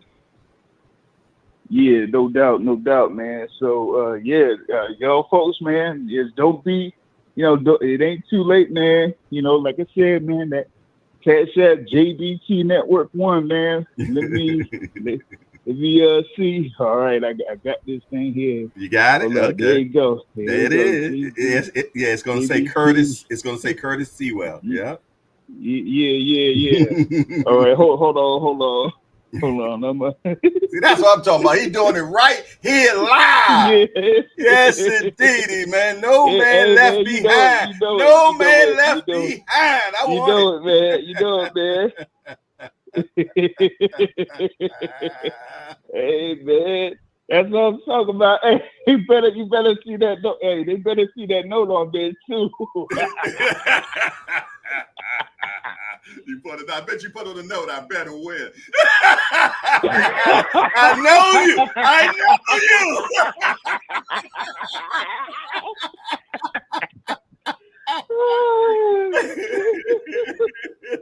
And that don't even come to me. That goes to the treasurer. I don't even know. But I bet you that's what you put on there, man. Hey, man, I said I'm a win, dog. Listen here, brother. Hey, man. I want y'all to know something about this brother, man. Me and him started this boxing thing a long time ago. It's been over, 11 years ago. I met him at Floyd Mayweather. When Mayweather first started. Canelo. It was Mayweather Canelo? Okay. Mayweather Canelo fight. Him and I, we ain't had no credentials. We ain't had none of that. I had back then I used to gamble a lot, so they gave me free tickets to the fight and stuff. But we had decided, man, at that time that we were going to be, you know, people that report fights, man. And we started back then. You did, but during that time I was working and, you know, running my business and everything, and I didn't put into it like what he put into it, man. He's also the photographer as well, man. So he takes pictures for fights and everything. And he continued on with the task, man, and became a rightful name in boxing, man. And I salute you for all the work that you've put in, my brother, and I appreciate you, man. Oh, man, thanks on that, man. But, of course, I mean, you got this movement going, man, JBT Network going on strong, man. So that's definitely, you know, a great thing here for the sport of boxing. And you're a great contributor to the sport of boxing, man. I mean, you got this thing going. And like I said, you got this meet and greet coming up here this weekend, man. A lot of people, you know, be out there and y'all have fun and all that. So, I just got to correct you. I just got to correct you on one thing. It's a we thing. Right. It's a we thing around here. It's not a me thing. You know, I mean, I got people. People. It's so many people, man. That's part of this JBT that makes the thing happen like it does every single day. You dig? I might have been a founder, but trust me, without the people, man, this wouldn't be nothing, man. So we always say it's a we thing around here, not a me thing. You dig? Because there ain't no big eyes or little U's around here. We all on the same level, and we just move forward on the same beat of the same drum around here, brother. Yeah, see, man, there's no iron team, so and y'all definitely a great team. Thank you, sure. brother. Appreciate that, man. And you continue on doing the excellent work that you're doing. And I'll see you tomorrow. Yeah, for sure, man. All right. Peace. Peace out, brother. There it is, the Boxing Source, man. If you have not subscribed to the Boxing Source, make sure that y'all do that, man. The brother loves boxing, man. And he takes some hell of pictures, man. And he be doing a lot of those shake events too. Y'all know that's what I call the shake. Because he be going to all those events where them ladies be wearing all them skimpy clothes and Caribbean festas and all that stuff. I was like, why you ain't never invited me to one of them, man? You know what I mean? I like shake events. 443-687-9806, man. Talk to me quick. Let me get the number back up there, man. 443-687-9806, man. Talk to me quick before I forget. Who else got something to say about this weekend's festivities, this weekend fights, everything that we got going on? Shout out to D1, man. D1, I haven't spoke to you this morning. Forgive me, my brother. Charge it to my mind, not my heart. For sure.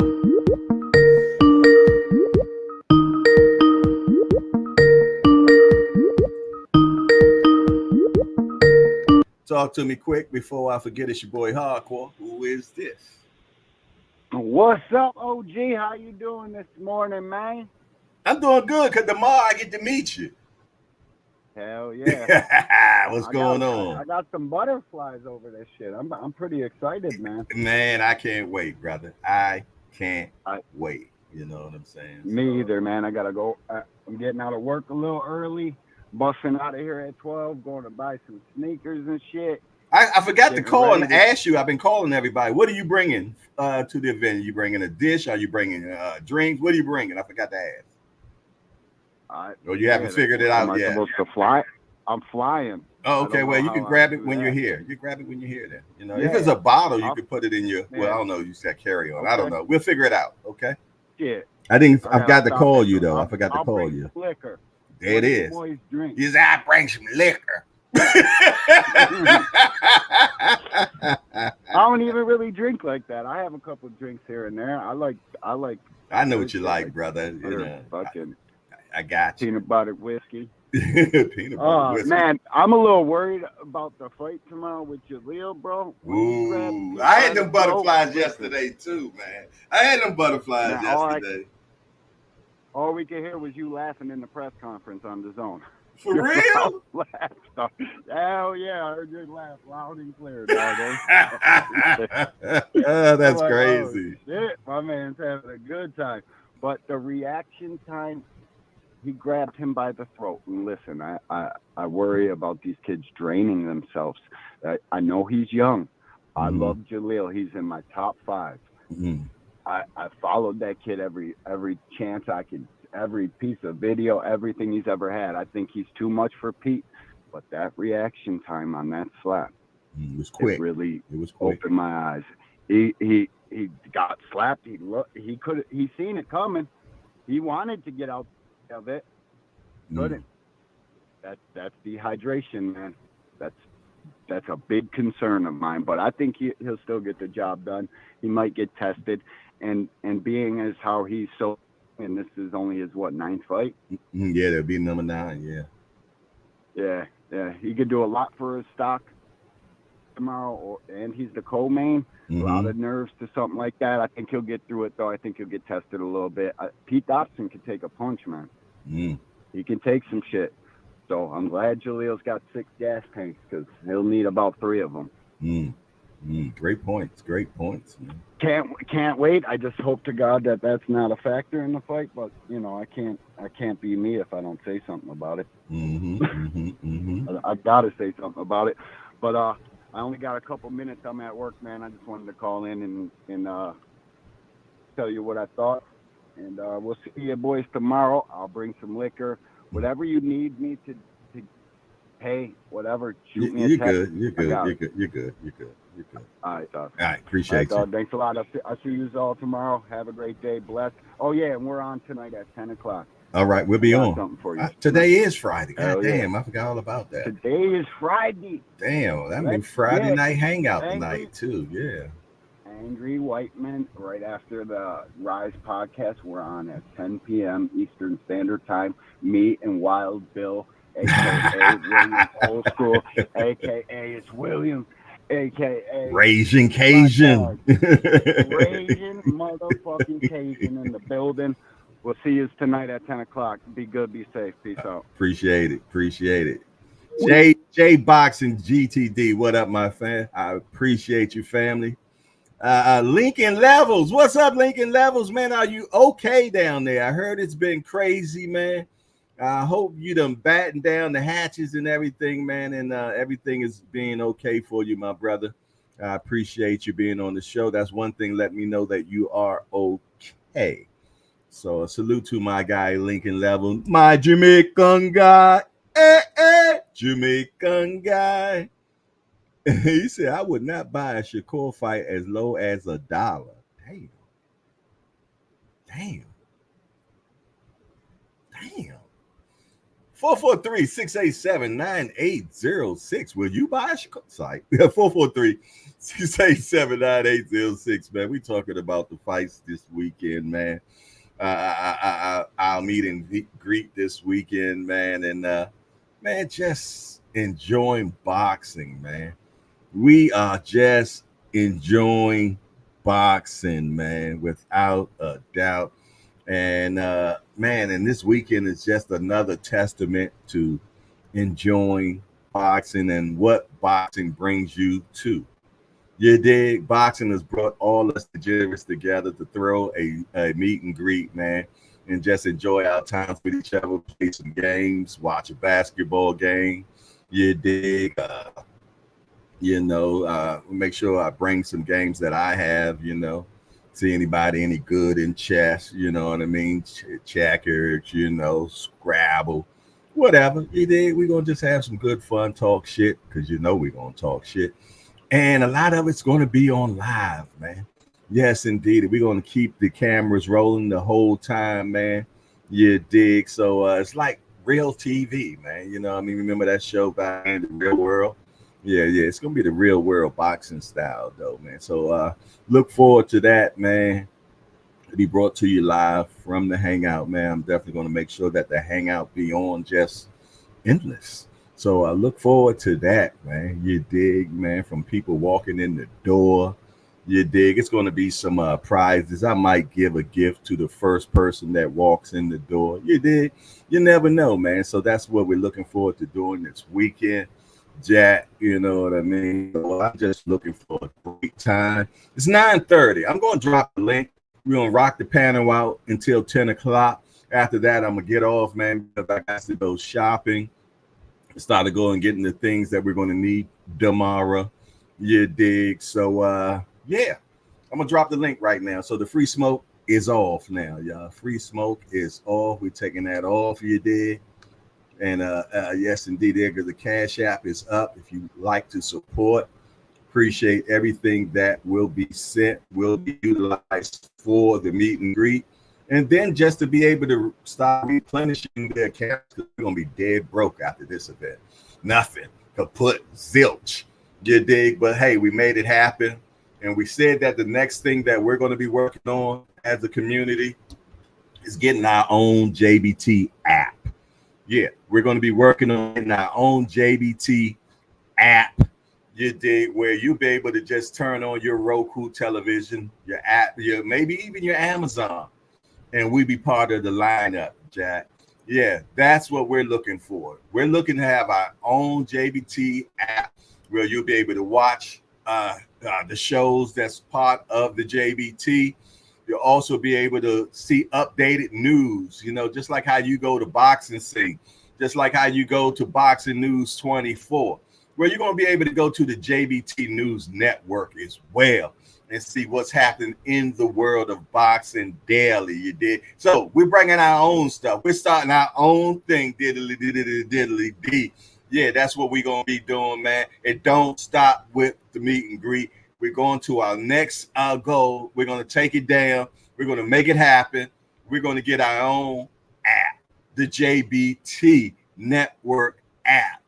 Yeah, you heard me. And I ain't going back and forth with none of y'all about it either. All Access International Car Crash Carb is in the building. Salute to All Access International Car Crash.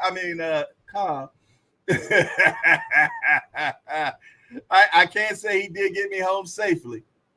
Barely. But I'll tell you what, I'm going to drop the link right now, y'all. You dig? And I'm going to put the panel on.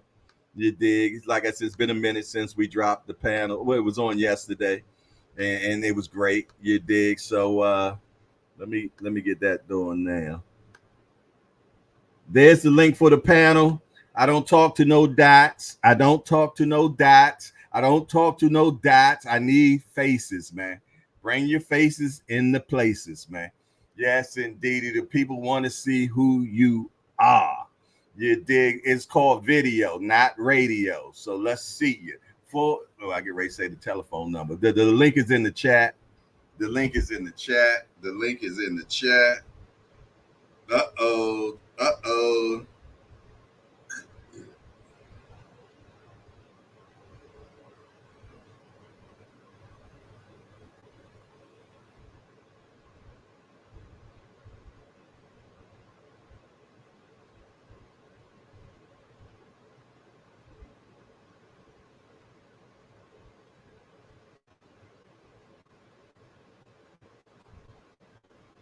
Sorry about that. I just went blank for a minute. Did I just blank out? Yeah. I just got a text. I apologize, y'all.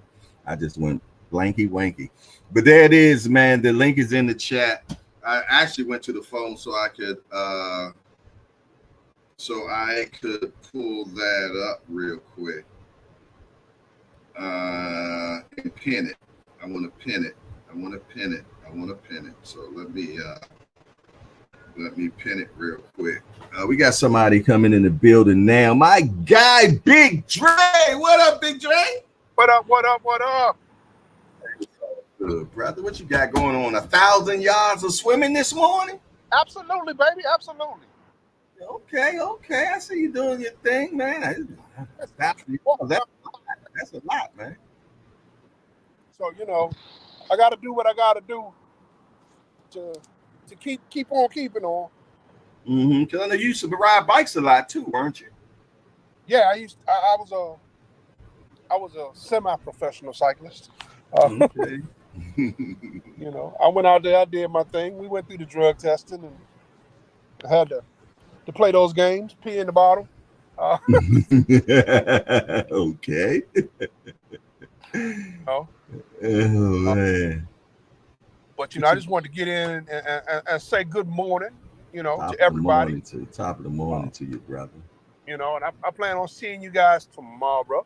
All righty. Tomorrow, as you said. Tomorrow. So but trying to figure out how I'm coming up, whether I'm going to actually take the drive or go grab that stray dog. Yeah, either or, right? Because train tickets got expensive real quick, man. That's why I catch the bus, man. I be catching them buses, man, when I go to New York and stuff like that. Yeah, well, I guess the bus is okay. I ain't caught a bus since the 80s, so I'm a little rusty in that area. I can dig it. I can dig that. Yeah, when I go to the press conferences in New York, I catch the bus because there's so many tolls. I gotta pay gas. Then the last toll going into New York, damn near $20, and then I gotta pay somewhere to park my car. So after I do all that, I done spent almost $200. So I nah. I catch that bus for a round trip, maybe $69.99. You did, I feel yeah, no more than 100 at any time. You know what I'm saying? And I'm good. And I'll do a show on the way up the road, man, from the back seat. In the back seat, I got you. I'm still riding the back of the bus, bro. Ain't nothing changed with me. Oh man, what do you think about these fights this weekend? Oh man, I can't wait. Homeboy Jaleel Hackett gonna be in the building. Mm-hmm. I looked at part of the press conference yesterday. I was kind of running around and doing some little work here and there. Mm-hmm. But I'm really hoping he get in the ring and do his thing and you know, get pick up that, collect that W, and you know, keep it moving because that's what we're trying to do. Yeah, You know, man. They but got him on the fast I'm track, all about the man. hometown, man. You know, Yeah.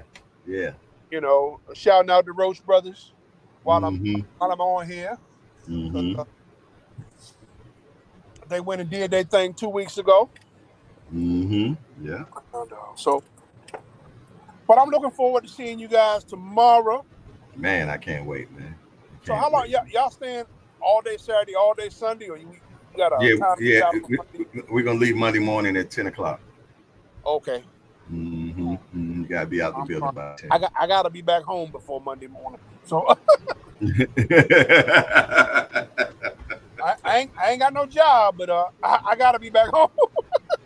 I can dig it. You know what I mean? We won't start no trouble. Yeah, the wife gave me permission. She says, I don't know why you want to get out there and go up there. You ain't never met none of these people. I said, yeah, I met one or two of them. You know, I met D for the win at the boxing match, you know. Mm-hmm. And she says, and what's his name? D for the win.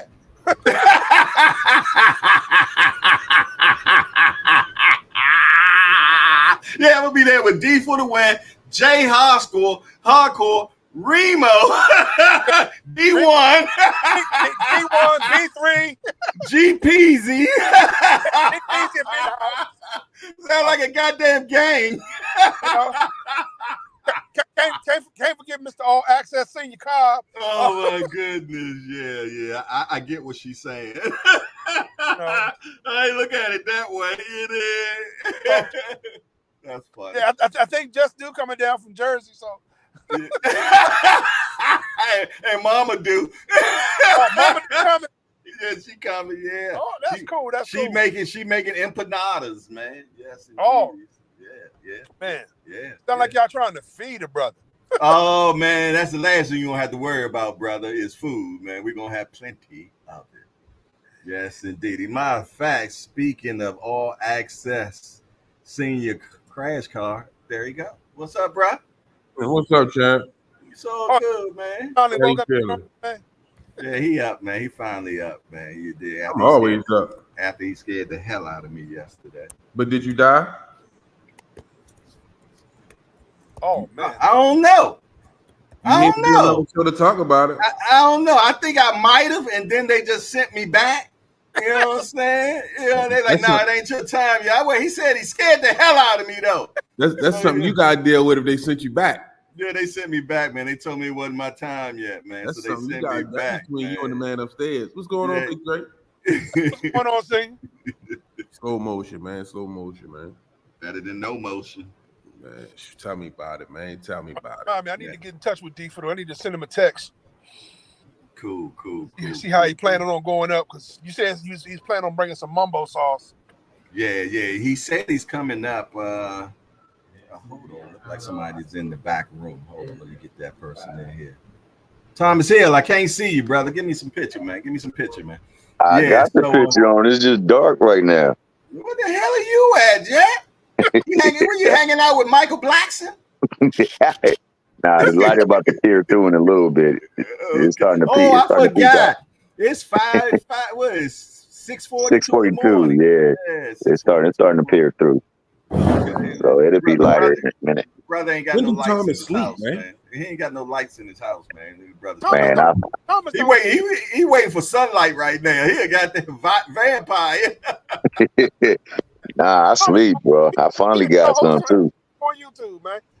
Yeah, that brother always. Yeah, Big Ray had me dying the other day. He was like, "Dog, you everybody co-host." Nah, it ain't like that. Things and shit to me. Look. Thomas Hill, just like how Eddie Murphy said. Eddie Murphy said, "I was in every gang in Chicago, whoever was winning." Hey, the winning team, right? That's right. Hey, I want to say that D for the win was funny as hell, man. I was over here dying. What happened? When his wife asked him what's his name, he's like, D for the win. Oh, yeah, that's good. That's my guy. He for the win. He bringing that mumble. Look, but Remo said his wife kind of said something similar too. She asked him, "You excited about seeing a bunch of people you ain't never met before?" Oh my goodness! What my wife said to me, she's, you know, do you know any of these people? I'm like, we online all the time. We hanging out, you know, on the different shows. We jump in, we talk boxing, we bullshit sometimes when we not talking boxing, and it's just kind of hanging out. And what y'all gonna do this weekend? You're gonna hang out. That's the concept, man. People don't understand it. It's just like the Jerry. What was the Jerry? Spring. What's the dude's name? The comedian, man. Oh, Jerry Seinfeld. It's a show about nothing. Hey, no, that's real talk. That is absolutely real talk. One of the best shows on TV, Jack. Yeah. You know what I mean? The hangout, man. We hanging out every morning. You did. We at the Rise, man. We on Just Do, man. We on Cash Sports, the box store. You did. We on Angry White Men at night. You did. We just running around. Let's talk fashion. We're about to have boxing talk with Banky and Jay, and we're about to get our own damn app. Oh, don't forget Real Prison Talk with Tommy. Real Prison Talk with Tommy. We got too much stuff going on, man. And starting August, She Got Hands, man. She Got Hands podcast, man. So man, we moving, man. We moving, man. And again, I'm speaking it into existence. We're getting our own app, man. It's an app for that. They got apps for that. Hey Jay, I wish you wouldn't have did that, Jay. What's that, man? I wish you wouldn't have did that, Jay. What I do now? I'm always doing something, man. What I do this I'll call you about it. Oh, you spoke something into existence, man, and you know, just ruin Senior's morning. What, the app for that? Man, listen. I don't know. I didn't do it. I said She Got Hands. No, I'll tell you about it. It ain't no major, but I'll tell you about it. Well, text me. I need to know about it now, brother. Slow down. Slow your roll. Communicate to me, my brother. You know what I'm saying? But, you know, whatever I said, I meant it. So, you know. No, you did. You definitely did.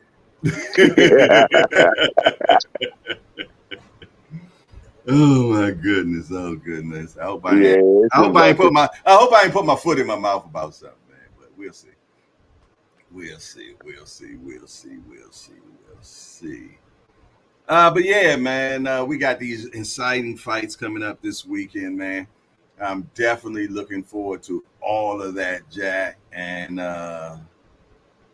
snap! I think I might something I said earlier, Senior. Yeah. It's probably about something I said earlier. I think I just ran through.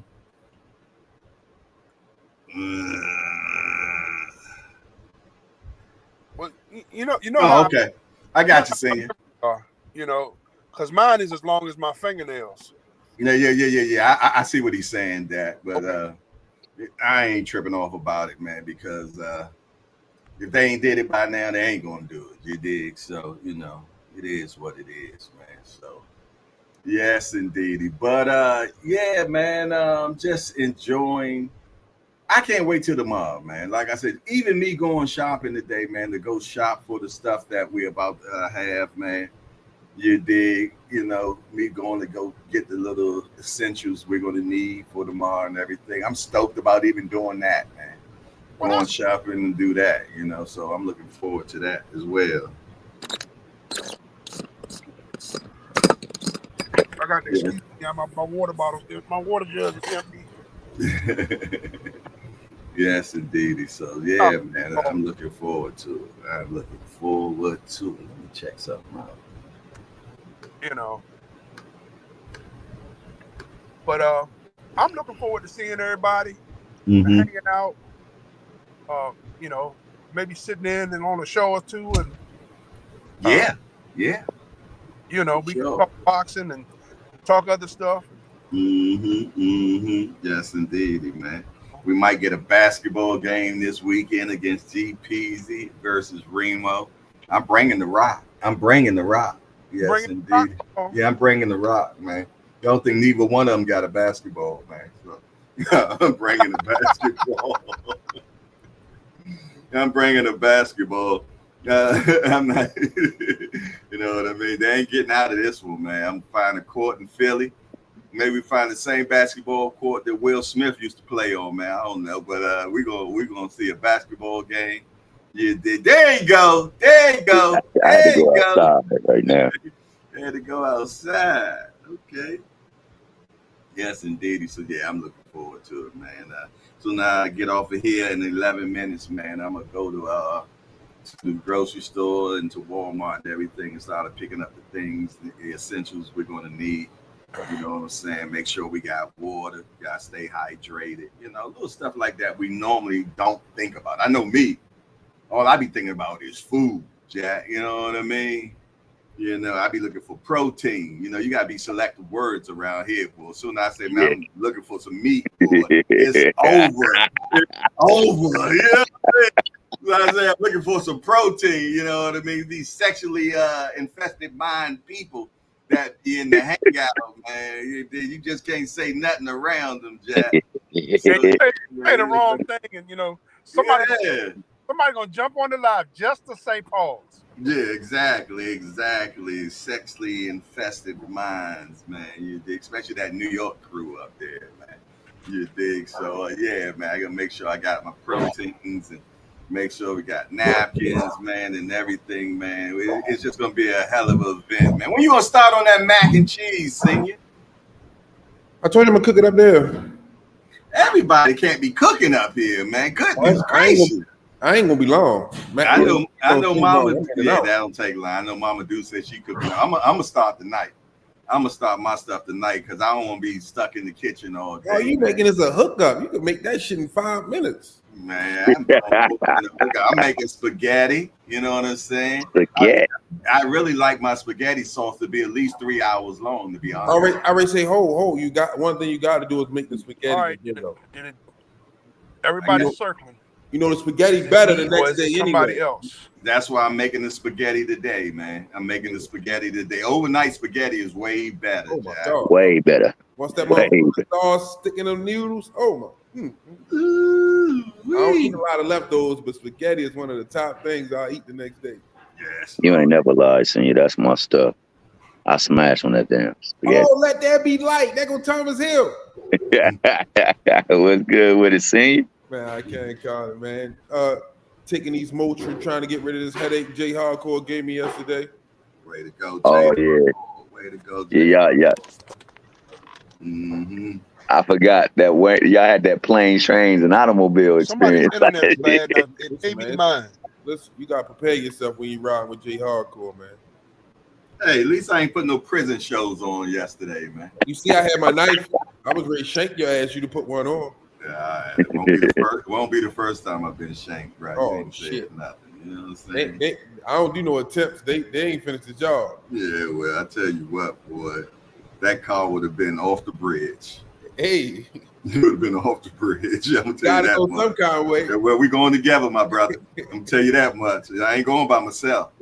I'm sorry. I can't do that.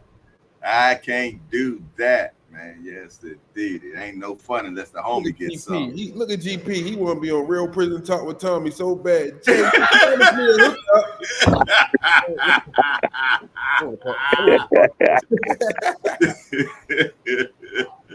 Yes, I will be making the famous hookup tomorrow. I will make that at the spot, though. You know, making a wet one or a dry one. Hey, man. I don't even like how that sounds, bro. The amount of characters that's going to be in the house, dog. Talk about a hookup. Is it a wet one or a dry one? You know how it go.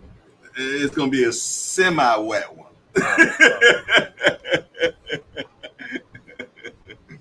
Oh, my goodness, I bet Tampa Tommy probably get PTSD from looking at a hookup, man.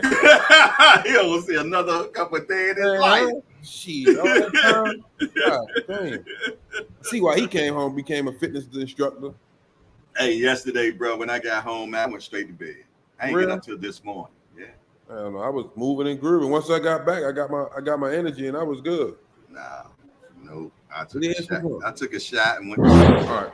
Wait, I'll be right back. It's all good. But yeah, man, we're looking for a great time, man. I can't wait, man. You dig? We're gonna have he big time tomorrow. We're gonna have he big time Sunday. Somebody's going to win a 55-inch television. That's all I got to say about that. And if you have not got into the drawing to win the 55-inch television, and you see somebody you know wins it, oh well, it could have been you. All you got to do is send $10 to JBT Network 1 and be part of that, man. You did. You can be part of that. You can be. Matter of fact, you know what? I'm gonna go ahead and put it on right now. I'm gonna put it on right now because if somebody like, well, man, Jay, I got paid today. I got an extra $10. I might win that TV. I need a TV for my basement, man. And it's an excellent chance to, I got just as many chances as anybody. So there it is. Hey there, folks. Welcome back to our channel. Today, we've got some thrilling news for all of you.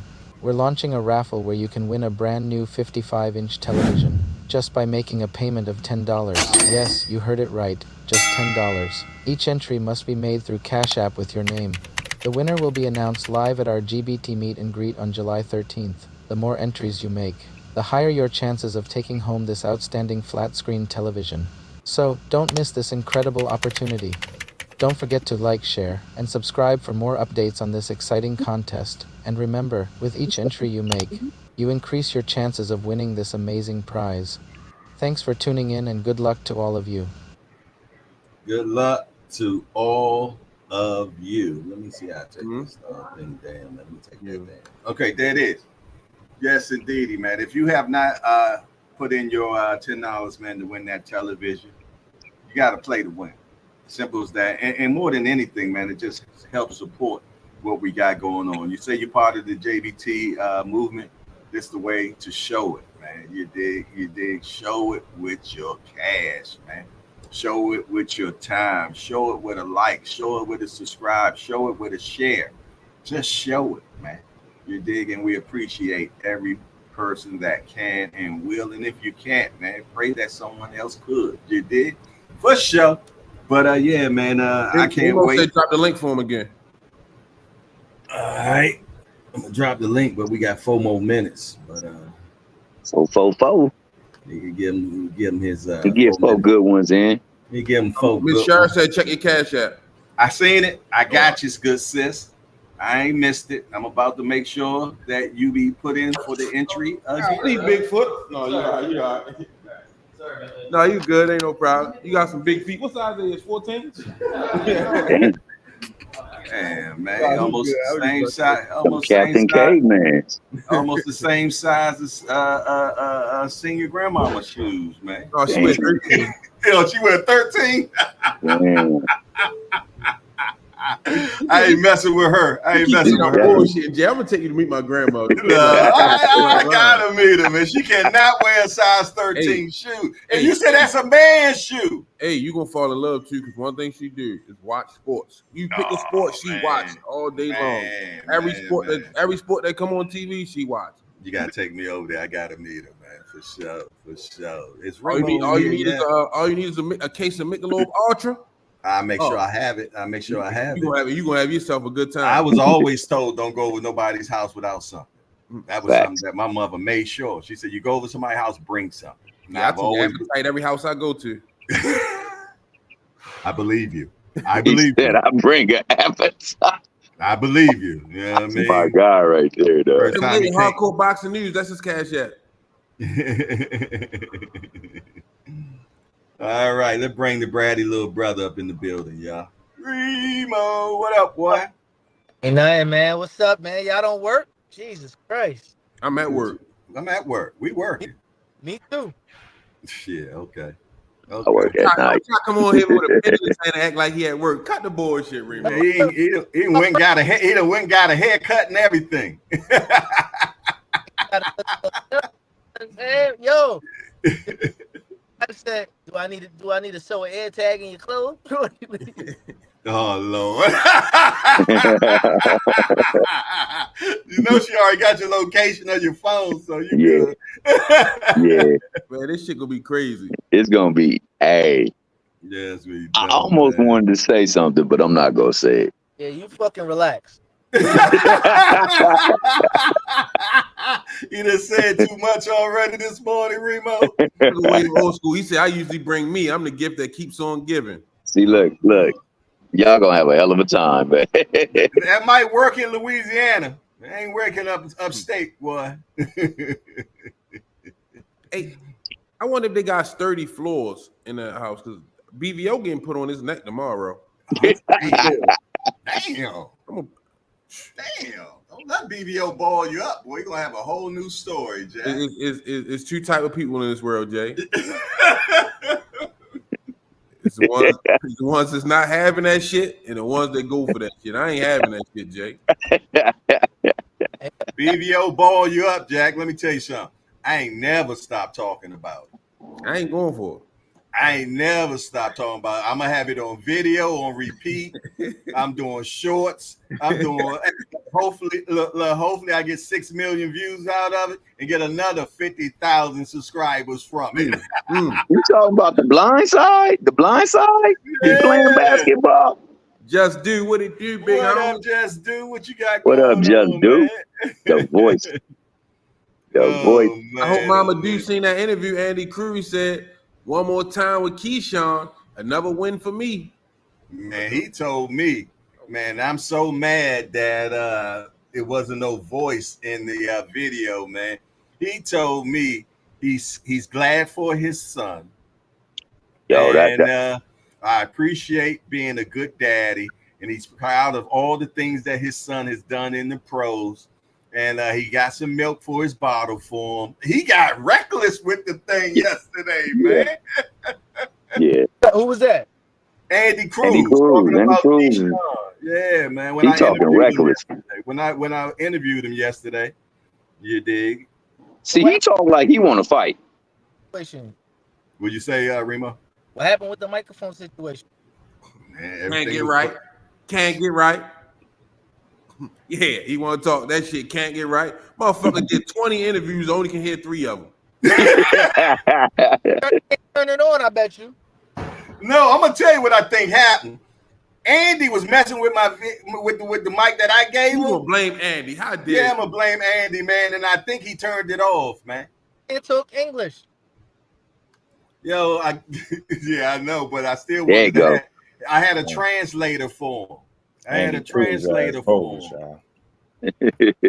What's good with y'all, man? Yeah, I feel it. Andy said I whooped him 4 times. So what you think? The 5th gonna be something different? I'm gonna whoop his ass again. If you Andy talking reckless. If you really watch those fights, they not like people making it seem. A win is a win for sure, but he wasn't whooping his ass the way he made it seem. Stop right there. Time out. Foul on the play. Name is Just Do. Please give my guy Andy Cruz his Just Do. He whooped him 4 times, whether it was pretty or was ugly. No, what I'm saying is he beat him. I don't care how the fight look. He won. Yeah, I'm glad you said that. I'm not a fan. I'm a supporter. I'm not a fan. I'm a supporter. Just last Saturday, I was trying to say that about my boy. They wasn't trying to hit none of it. They like, nah. Andy Cruz is he talented as hell, man. He got a hell of a motor. Yeah. He can move well. He do a lot of things well. He's just not a big puncher. But you know me, I don't care about that. I like the skill, man. So they going fight eventually, sooner or later. You know what I mean? I don't think you scared to fight nobody that you fought 4 times. But if you really paying attention, he done pressed Eddie Hearn about that fight. Eddie Hearn was just saying yeah to everything. He like, yeah, you gonna make the fight next? He like, yeah, I forgot. He named the venue and everything. Eddie like, yeah. I'm like, he just saying yeah just to be saying yeah. He ain't ready right now to put Eddie Cruz in there, I don't think he's ready just yet. I don't think Eddie is ready to do that just yet. Andy Cruz. Yeah, he want to build him up. He want to build him up. That grown-ass man can fight. But Andy Cruz is about it, though. He really wants to fight, man. Yeah. He really wants to fight. That dude. He can fight, yeah. He can fight. He can fight his ass off. Yo, I think it's crazy. He can fight his ass. They got a boat in Bushwick next to the projects. GP. Where the hell you putting the boat? Old school. That's you said they got a boat where? By the projects, like a yacht, like a little boat, like a little boat out to the water. How the hell you gonna get it near the projects? There's no water by the project. Yeah. New York is a good place, man. GP, William Old School. Salute to the chat fam, Melanin Queen. How you feeling? Yo, 5-5, your days is numbered, man. I remember one day drinking in the club, man. We in the spot drinking. I don't really be drinking. I mean, next thing you know, I woke up in the morning, looked outside the window. Man, I seen boats in the water and all types of stuff. I'm like, man, how the hell did I get here? Looking around. Podcast. Bro. Hey, Just, man, that was an excellent interview yesterday, man. I appreciate you, man. I got some more. I got some more stuff that's on the way for sure. I just gotta get it lined up, man. Try to get with Khalil Cole. I still got to do a part 2 with Shakur. I just hollered at him the other day, but we're gonna get that together too, man. So it's a couple more people that I'm gonna get up there too. For a lot of young talent coming out of Jersey, man. Yeah, man. That Key Cologne, that boy, something fierce. Yeah, highly rated amateur, man. I think he was ranked like 2 or 3. I forget when I talked to him the time, but he up there for sure. I like his composure already, man. He act like he belong. You know what I mean? So I think that's gonna take him a long way. Yo, yesterday, was it yesterday morning? Oh boy, man, I swear to God, I seen him on a short, man. He walked up in the gas station. Yeah, and you did see him. He's like, oh yeah, my man look like he'll whoop your ass. Yeah, nah, that's him. You talking about Malachi Ross? Yeah. That's him. He was like, nah, for real. He said, I'm nice, dog. Like, I'm like number 1 in the States. He's like, you can Google me. I said, damn, Google his ass. My man Google, he said, damn, you wasn't lying. Right. Yeah, Malachi, that's his name, Malachi Ross. Yeah, the real Malachi Ross. Mm-hmm. Yeah, man. I like to see these dudes doing their thing, man. These young fighters. I support them all, amateur or not, it don't matter, because you're gonna be a pro eventually. True indeed, man. Yeah, I had interviewed man. Yeah, like I said, Keith was still an amateur the first time I hollered at him. That's why that had to happen again. And his father, he communicate. They some good people, man. So he just want to, promote his son, see him grow. I'm all young humble dude, man. You're a humble dude, but that dude talking for just Jersey. For anybody that ain't fake Hollywood superstar, like once I had Shakur in there, I'm like, oh, all that Hollywood shit is out. Y'all on it like that. I still support you, but once I reach out and y'all do the to leave you on scene, I'm cool. Still gonna support you, but I ain't chasing it. Yeah, for sure.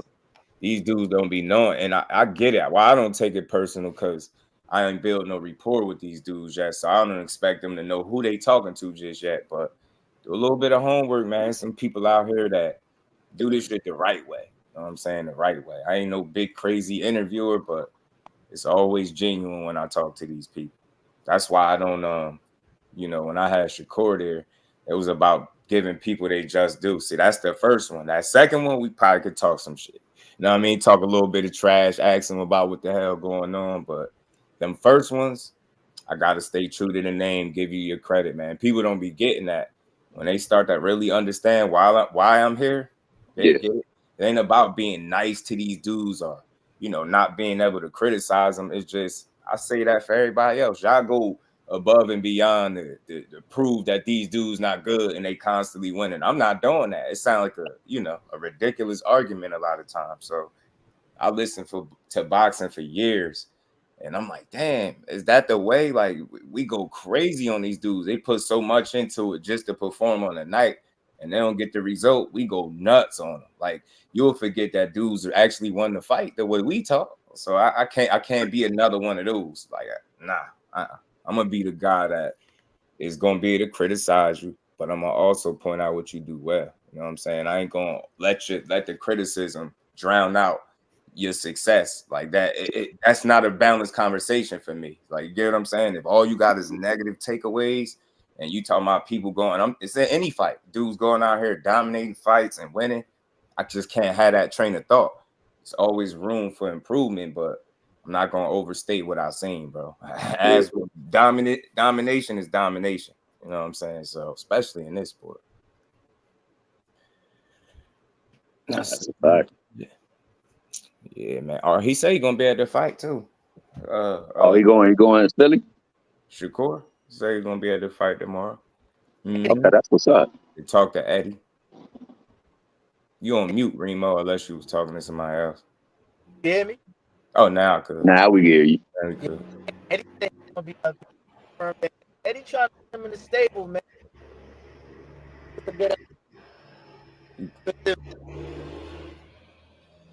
Other guys, Eddie's the one that's going to push him to be a public star. Whatever he does in the ring is his performance and responsibility.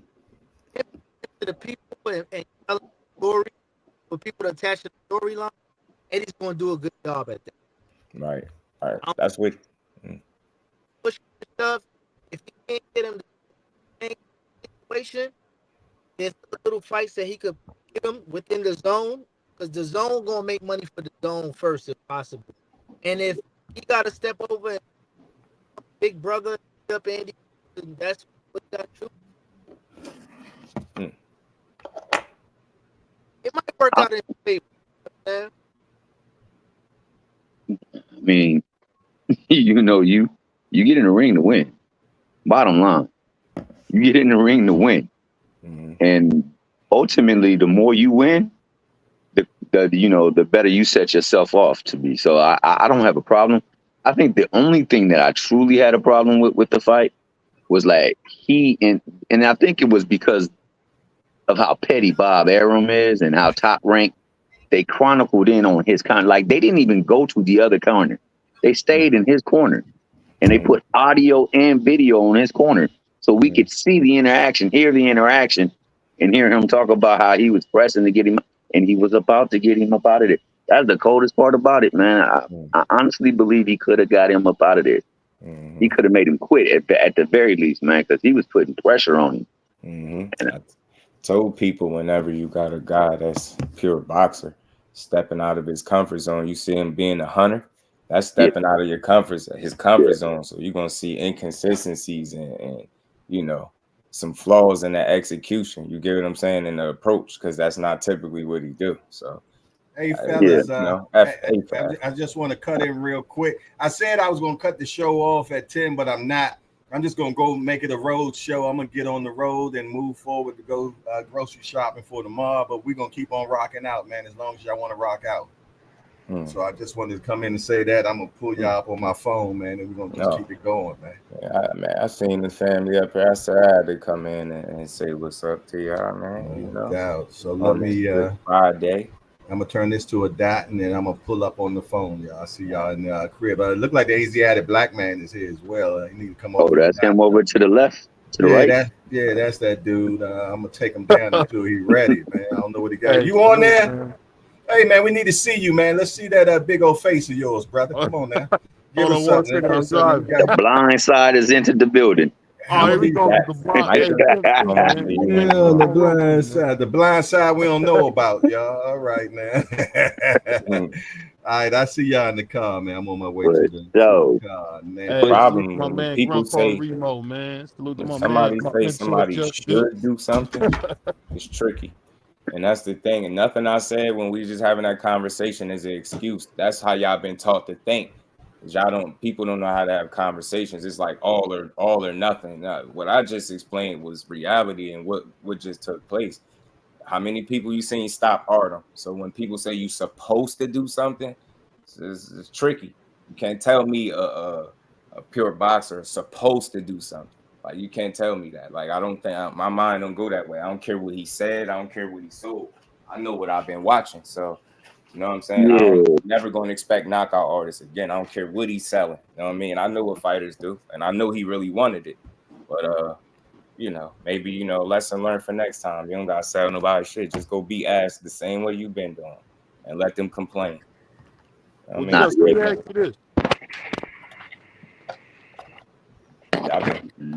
mean? let me ask you this: what about the tirades on Twitter, man? What do you think about all that? Man, I think the man doing what he want to do. I don't really make too much out of that shit either. You know what I'm saying? Again, people focus on that's little shit, man. If I was him, I would ignore it because you can't win public perception and you will never win with Twitter. Twitter is troll central. I would ignore this shit, but at the same time, like Bud said, shit, they telling you how they feel. Tell them how you feel. Like that, people be making it seem like that's gonna change his career. It's going, oh, how people looking, man. That shit is all. It's cute to make them little narratives. At the end of the day, most important thing for that man in his career is to continue to win. That's it. That's all. The rest of that shit to I take feel care what of you're saying, itself. but you can't say fuck the fans, man. You can't say that. You I pay your mean, bills, man. You can't look, say I ain't that. about to explain. I ain't about to explain that for him. I don't think you should say after fans at all. You know what I mean, I don't. But for me, I don't feel like he talking to the people that really rock with him. But that's why you shouldn't say it anyway. It's them ones that's no matter what, they never happy, man. That's what that's when I hear that, I feel like he talking to a specific group of people. Group of people. Real I with you. mean, but it don't sound good to the ear. You just not something you should say. I like When I was it. in college, I had a coach tell me you should thank God every day you get paid to entertain people. So never forget you one day away from the worst day of your life. So never forget who paid your bills. And he told me this when I was back when I was in Bowling Green. And when I got to the pros, I don't think people understand it's a blessing to play a sport and get paid to do it. This is something that you did for free. So when you get an opportunity to make money and in some cases life changing money, like for me, not many people could, buy themselves a house at 21 like I did. So I was always grateful for like the fans who said F me, the fans who said they like me. I used to say all the time, man, BBO can't stay off the gurney. I Mm, didn't take that personal. I couldn't. So mm, it is what it yeah, is. I just think yeah. you gotta have tough skin if Sean you're gonna be a Porter. professional sport. Yeah, Sean Porter hit on it, man. He said it just simply puts, dudes is emotional too, sensitive, emotional. That's these athletes are, bro. I mean, they are, and you see it in real time with social media. Like got some growing up to do. You know what I mean? Part of the growing up is ignoring the outside noise and knowing what to respond to. Everything that's said don't need a response from you. You know what I'm saying? Just ignore some of that shit. Know where your support at, and you hone in on that. You get what I'm saying? The rest of that shit is just outside noise. No problem with it though, Just. That's what he gonna do. Lean in on it. Be that. Yeah, for sure. Yeah, Like yeah. like like like he's a handsome guy. No Raymond. He's a handsome guy. Not gonna play into the pretty boy aspect. Be a villain, but lean all the way into that. The character. Because at the end of the day, if you really don't like what I'm doing, like what do something about it. Right. That it'll entice people to dislike him, but they can't do nothing winning. If it goes left, it becomes a sideshow because now you gotta hear the backlash. But Right. if you happen to lose, like yeah, so what? The rest of y'all can't do it. Lean into it. Yeah, for sure. I Look, agree. that, 1,000,000%. it wasn't the first what made him one of the big stars was when he took that time. Remember that? You you chopping up, Remo. Marquis was good, bro. Yeah, when he went over to WWF, he Hmm. took that same Right. attitude, break a whole nother type of. Oh, you want to get right? Come down with me. Out.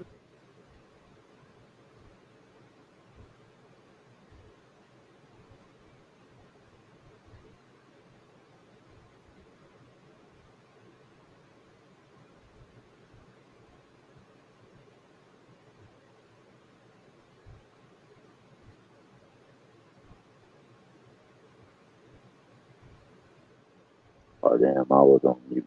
Hey, nah, I fully agree with that. I you know, to me, Shakur does better as the villain anyway.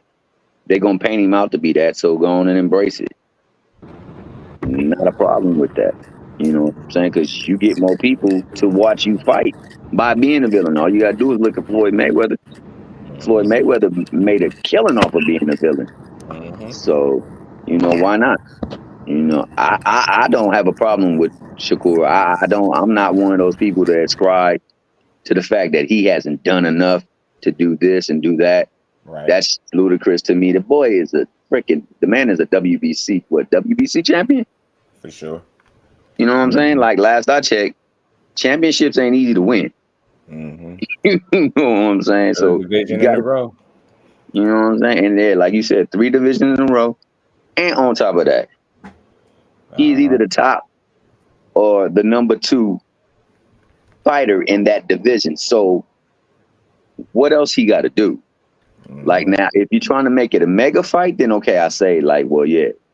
When you go in there, style on him, mother. You ain't got to knock him out. Style on it. Just style on him. Keep doing that. Right. Just do you, man. I mean, honestly, to me, now I'm not gonna say he should have gotten him out because, like you said, ain't nobody ever got him out.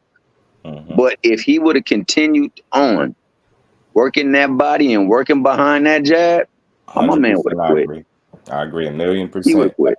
That's all I be saying is it's just a conversation. It's not me trying to make excuses. You just a lot of times is heavy criticism or bust. Like, nah, man, it's a real conversation to be had. I mean, that's not an excuse when I say you're gonna see inconsistencies in their approach or execution as well because he's not a knockout artist. That's logical to think that way, but if you just simply look and be purely critical, then you can't see that. You're trying to hear logic. You just want to make your point. Hey, he was supposed to do this. He was supposed to do that. I don't know. He was supposed to win. I think he was supposed to dominate. When you start saying supposed to, based on what he's shown us, that's what he do. Dominate. You could say that, but knockout, not a knockout artist. So I'm never gonna say a non-knockout guy is supposed to, especially if it's a dude that never been stopped and then spent a nice portion of the fight and trying to just make it up out of there. So I don't know. On to the next. You keep working. Just keep working. Yeah, I mean, it's just sad to see this, man, because it just lets you know how many guys are so emotional. Because I mean, the thing I think people forget, man, them tickets is like $70, $80, and $100 in some case. I got a buddy who plays for the Browns, man, right now, and he was showing me just some ticket prices. I don't think people understand when you go to an event, you want to be entertained, and it's in your right to say, you know what, this is bull crap. I don't want it. And I think that Shakur got to get some pages out of Bernard Hopkins' book and just go in there and still be entertaining. I don't think Bernard Hopkins was knocking nobody or Sweet Pea. We seen a bunch of guys. Floyd when he was old, when he was Pretty Boy, he wasn't knocking nobody out, but them fights wasn't boring. Yeah, damn lie. So you Pretty Boy was knocking people out. Yes, he was. Hell yeah. I mean, that's when he got the knockout. Money Mayweather, my mistake. Money Mayweather, my mistake. For sure. I'm saying when he's putting on them boxing clinics, people said, "Oh, they was boring," but they really wasn't. Like that Maidana fight. I mean, that was great. And one of my favorite fights that people don't realize that when Oscar was about to beat him, bro. If Oscar was a little bit younger, man, Floyd was cooked, man. So I mean, I don't know. All Sugar got to do, man, is find a good dance partner. If I was Tank, I wouldn't fight him because he'd mess around and make me look bad trying to beat him. That's the only thing. That is the worst reason in the world not to fight somebody. The goal is to make you not look good. When people say that, I be mind blown. Like, is he supposed to make him look good? That's his goal. Tank looking good is not gonna be good for you at all. You know what I'm saying? Your goal better be to make him look bad. We was on there with Coach yesterday, and he was saying pretty much he's the one that said that. Like, I don't want to make my guy look bad chasing you. I mean, I hate to say it, man. That's not a good reason not to fight somebody. A dude is not supposed to be in there to make you look good and give you the looks you want. That's supposed to be more the reason to fight him because it's a guy that ain't gonna make you look good, right? Ain't gonna allow you to just do whatever you want. That's the challenge, and that's why you'll want to see it, right? You still have people questioning Chin and if he could take this. All them questions would be answered in there with Tank. See what I'm saying? And as good as he is, you've never seen him in a boring fight. So I don't anticipate this one being any different. Tank ain't gonna allow it to be boring. You get what I'm saying? He gonna press the pace, like he ain't gonna allow it to be that way. I just don't see it. You know what I mean? I feel like Yeah. that's a bad narrative that we pushing for why a good fight shouldn't be made. It's crazy. No other fan bases do this. Other people, they fighters are who they are. We don't ask them to try to be somebody else. You know what I'm saying? And it's the same thing with him. Just fight your fight. The knockout thing was a little out of character, but I could understand the pressure and you wanting to perform that way. Yeah. Did it, Yeah. but it's a lesson learned. It's always a silver lining. You didn't get the knockout. You don't need to get them to be who you are. You are who you are. You know what I'm saying? You don't gotta be a knockout guy. Nah, but I feel Yeah, you, but I Josh. would listen to fight Zepeda, man. He might. If I was Tank, I would just He'll ignore fight him Zepeda. because he gonna make you look bad, man. You got to make money. Nah, He'll fight Zepeda. that's a terrible excuse. You talking about one of the best fighters in the world. Ain't nobody about to go in there and make that man look bad. He's that type of talent. You know what I mean? He's that type of talent. A guy that won't engage, I don't know about that because I seen one of my favorite fighter, Jamel, because Jamel didn't engage, it made Canelo look bad, and Canelo really was in great shape. I mean, Somebody else, people want to see a fight. somebody else not engaging with you while you pressing a fight, it may not give you the looks you want, but at the end, we're not gonna be who gonna wear the load of that criticism? The guy for not making a fight. You seen a guy just make a fight just Saturday. You just seen it, and people still complain. That's how you know that's BS. All that stuff is BS because he just pressed him, did exactly what people said he wouldn't do. They went from saying he was a runner, now he in the pocket. Oh, he didn't get the knockout. It's never gonna be good enough. Just keep winning. Just keep fighting your fight. That's what you got to do. People gonna appreciate it. You know, they're gonna respect it. They're gonna have to. Just keep winning. That's all. Yeah, Be you. that's what it boiled down to. It just boiled down to winning. Entertainment But stuff, I don't want to hear none of that. Like I said, he's just him. I'm not comparing him to the greats of yesteryear, but I heard the same BS with Andre Ward, bro. I heard it. He boring. He don't got power like that. They tried that shit with him. What did he keep doing? He kept winning. You gonna appreciate me because I'm gonna keep doing it at a high level. And what helped him out is he had good opponents as well. So if that performance Saturday is put together against an A-level talent, we probably all got a different assessment. But when you see a guy show you levels and separation, it raises expectation because you like, man, you got him right where you want him. Get him up out of there. You get what I'm saying? But if that's somebody that is deemed on your level, it's a different outcome. You get what I'm saying? I agree with that statement all the way. I think that what he was saying was true too. A lot of times when they match make, man, they try to find people that's gonna make their fighter look good. They're not trying to make their fighter great point. And what you think they did with this last fight on his contract? Do you think they was thinking about entertainment and trying to make him look good on the way out? Yeah. Just saying. Exactly. No, you can see it. The whole production. Why would Bob waste time doing that? See, that's the whole thing with Man, come on, look at the production. These it's not conspiracy Shakur theories. supporters. You've seen it. He didn't have a bunch. Listen, let me say this. I'll let you say this. We've seen Bob have everybody that matters. Sugar Ray Leonard, Muhammad, the list goes on. Floyd, Oscar. So you telling me he can't build a star? He done had almost every generational star that you could have. And where did they go? Say, did he stay with him? Floyd left. You can't keep him forever. You can't It's keep him forever. example, It don't matter who it is. You can't keep him forever. You can't. You gonna be able to keep? You think you can keep De La Hoya forever? You can keep Muhammad forever? No, you can't keep him forever. You can only have him for a short time. This ain't the NBA. They gonna want to get their own boss and count their own money. That's kind of how I've seen it go. You said what? These tricks ain't just start with Shakur, with Top Rank. I mean, everybody really knows what's up. Like you just watched them. Like, I'm not glad that we got another example, but you seen it in the co-main. That's a prime example. That's not Shakur. That's a totally different fighter. We just watched Shockey win the fight comfortably, and what did they do? Took it from him. How many fights he got left on that contract? 1. That's what they do. And they probably gonna tell him in order to get the rematch, gotta resign. That's just part of the game. Think Bob Arum want the belts walking up out of there? That would have been Shakur and Shockey potentially going elsewhere with belts. Think he having that? Hey man, real talk. I think that's the emotion that you saw in him after the fight. Mm-hmm. I think he was processing that at that moment. Mm-hmm. Like You he literally understand that just this So looking y'all at stuff. the think whole. Osaki got robbed? Hell yeah, they took I that think fight. I think Shaki did enough to win the fight. I thought that he was He inactive coached it. enough where they could allow for judges to do what the judges did. Put it. So, Put, Now he I did a book. swing the pendulum on it because, he won the fight. Just like I feel like Gary Russell beat Mark Masayo. mm-hmm. You can't convince me that he didn't beat him. But Mm-hmm. when you're not throwing the punches, Right. they can use that as a means. Hell, I watched the champion and Pernell Whitaker Mm-hmm. outpunch, outland, and knock down Oscar De La Hoya and lose the fight. Mm-hmm. I'm not shocked by none of this stuff. Yeah, they play those games, bro. It's unfortunate, but that's what they do. I And I mean, mean, I think what you saw resonate within him and his emotion was the fact that he started processing. Like they literally effed me over. And they're gonna try to run me to sign back just to get my belt back. Mm-hmm.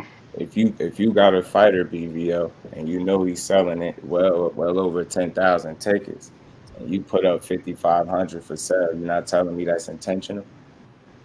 Because people ain't gonna do no homework. They just gonna look at the end result and be like, hey man, he did way less than he did the last time. But they're not gonna pay attention to the fine details. That's intent right there. You already trying to dim his light already. He showed you consistently what he do.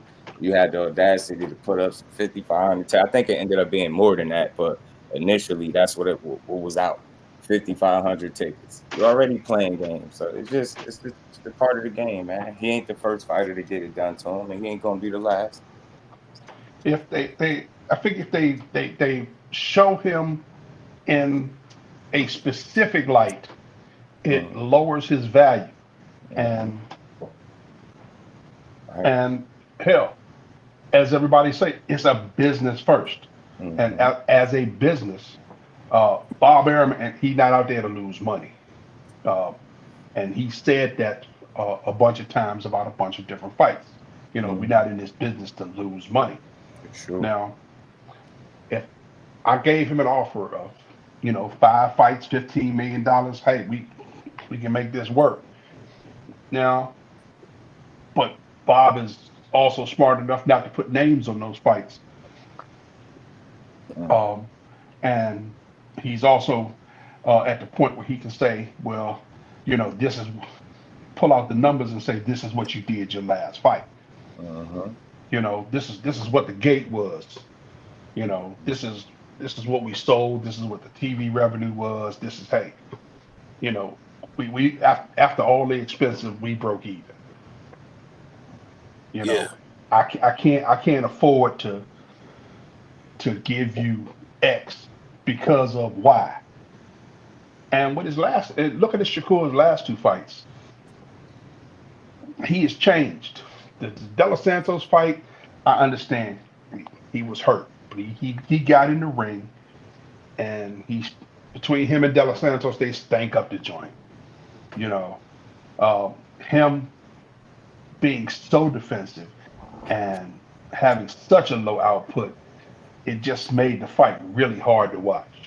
And De Los Santos didn't do himself any favors because he went out there trying to match Shakur. And Shakur wasn't putting out anything, so he wasn't putting out anything. It just became, a tough fight. I was watching the Conceição fight couple a few days ago, and it looks like Shakur. If you compare that to the Artem fight, it looks like Shakur just somehow or another changed his style. He's not fighting. He was fighting just to get by. He wasn't pressing the issue.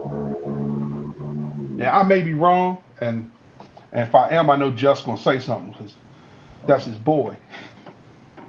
But it looked like he changed his style. He wasn't doing what he normally did. Yeah, I'll ask you no. this, Big Dre. Do you remember him in the Olympics? Yeah, I remember watching him in the Olympics. I don't remember specifics because my memory's about as long as my fingernail, so we're not gonna talk about that. But the reason I bring that up is when I heard him on that show, crying, he was crying like a newborn.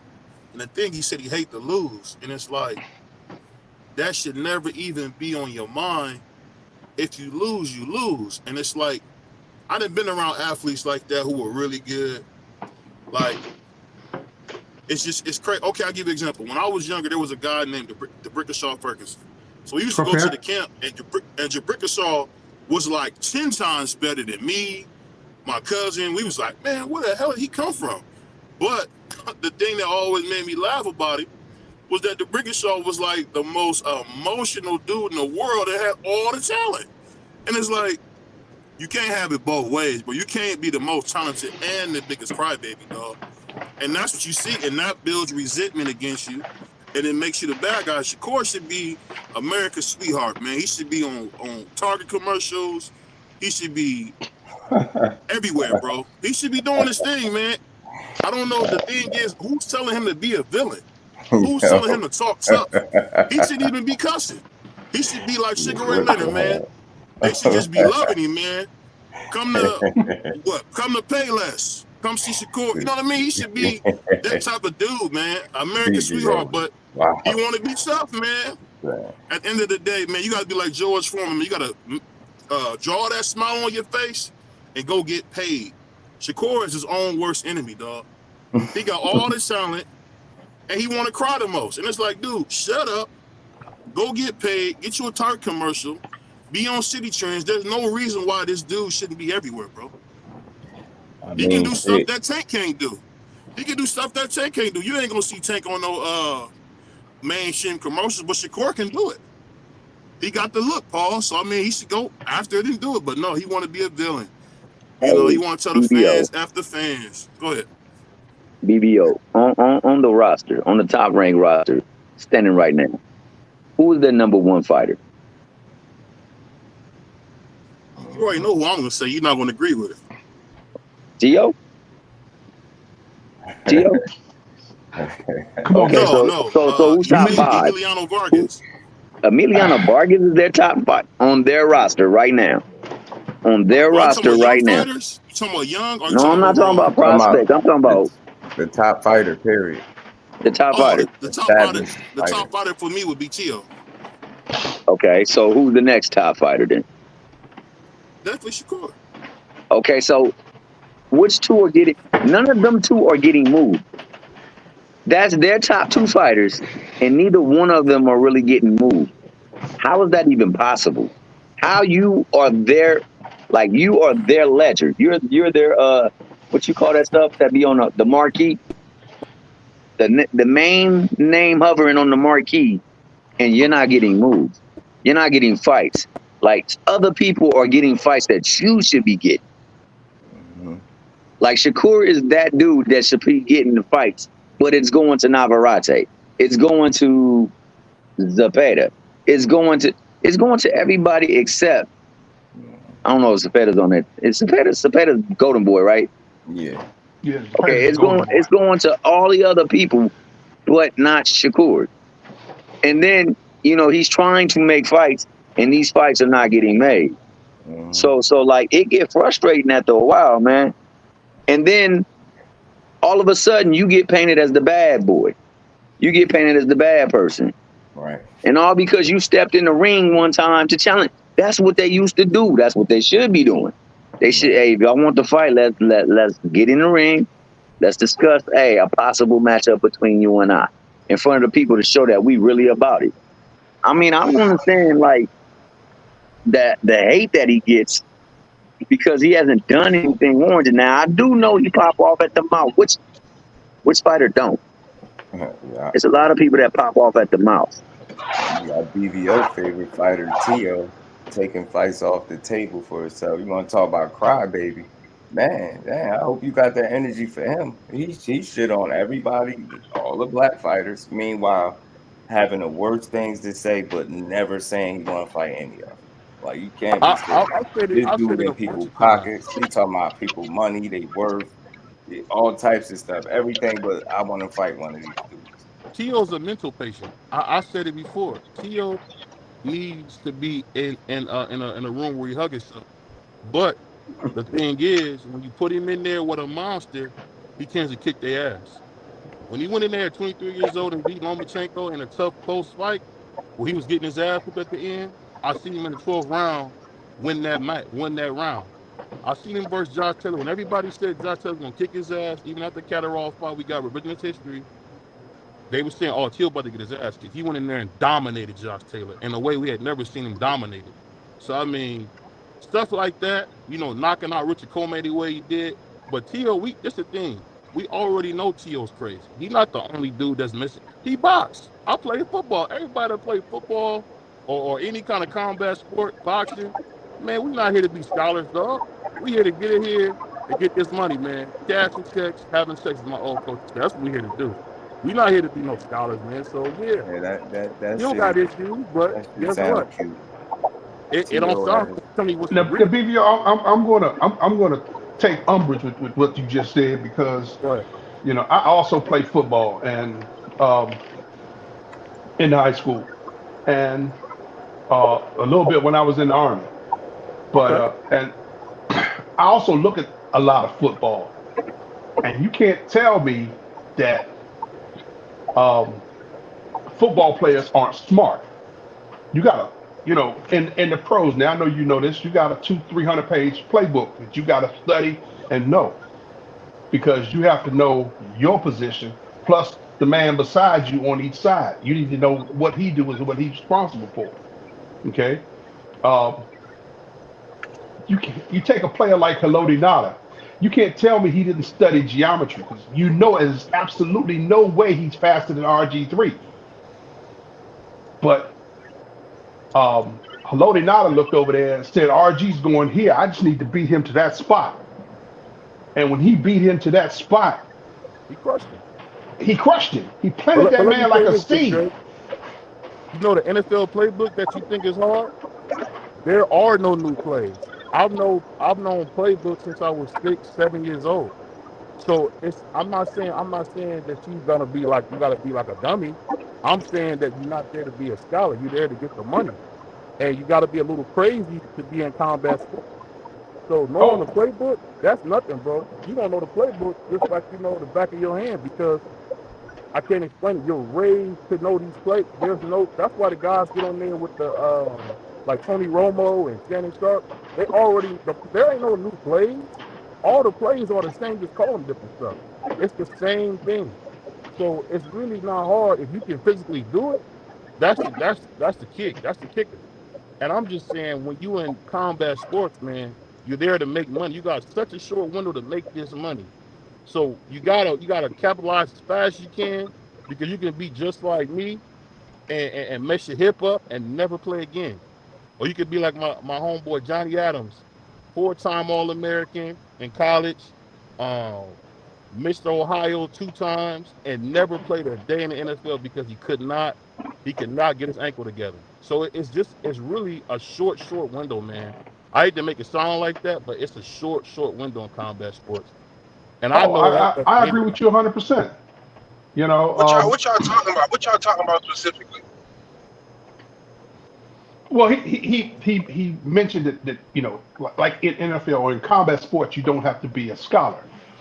Um, and like I said, I took a little I took a little something with that because I'm not saying anybody who's in combat sports is a dummy, but and I'm not saying anybody in combat sports is a genius. Um, but um, you're not stupid by any means.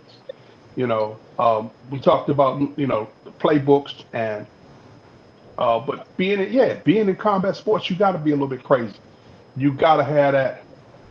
You got to have that mindset that, and I'm gonna call it the warrior mindset because that's the way it was explained to me. That's the way it was taught. You got to have this warrior mindset. Um, and that's when I said what I said about Devin. Um, I think he was broken. I think the Ryan fight broke him because um, as a having that warrior mindset or that gladiator mindset, um, it doesn't allow you to quit like that. I think the thing I'm saying in a nutshell, Big Dre, is that the only reason I ever played football, was not because I loved it, not because it was fun. I played because I wanted a better life. And I knew, you know, I was blessed to have both my parents, but both my parents were on drugs. My dad, he always said he thought he was Miles Davis. He was born at kazoo. Same thing with my mom. They both was getting high, but they also let me know, hey, if you play sports, you can change your life. And I was able to do that. So what I'm saying is, I get what you're saying, but it takes a rare human being to want to play football, to want to box, if they don't have to. Now, I agree with you. somebody coming up in the hood where there's no options, like I didn't know anybody. I knew my uncle, who my dad didn't really talk to, who was in the NFL, but he kind of just helped us, but he didn't really give us anything financially. He just kind of showed me the game and what I needed to do to make it to the league. But I'm just saying, when you come from a destitute environment, which is, if people don't understand, you're going to do whatever it takes, because I know people who will take your life over $1,500, who will hurt you over $500, because we was just that broke. Roaches and rats. I mean, I remember my building, man. People used to be like, they want to go to the incinerator because it was so nasty, and then the people else. I mean, I can't explain it, man. It was just a hell environment, and there was nothing I wouldn't do to get out of there. So I played football, got hurt. I'm 33 years old. My left finger on my ring finger is jacked up. Both knees have had stem cells put in them. There's gonna be some point I'm gonna have to have a hip replacement. I mean, I had to do that. But now I live in Westlake, Ohio, which is a real nice spot. I own my own crib. I got a little cheese. I could take a chance if I need to. That's all because of what football did. But I'm trying to tell you, bro, nobody gets in combat sports usually if they have other choices. Other than Muhammad Ali, the What? only person I know that was middle class doing that. You don't get Hey, in there if you BVO, got other choices. which hip bad, BVO? Say it again. Which hip is bad? My left hip. Thank you.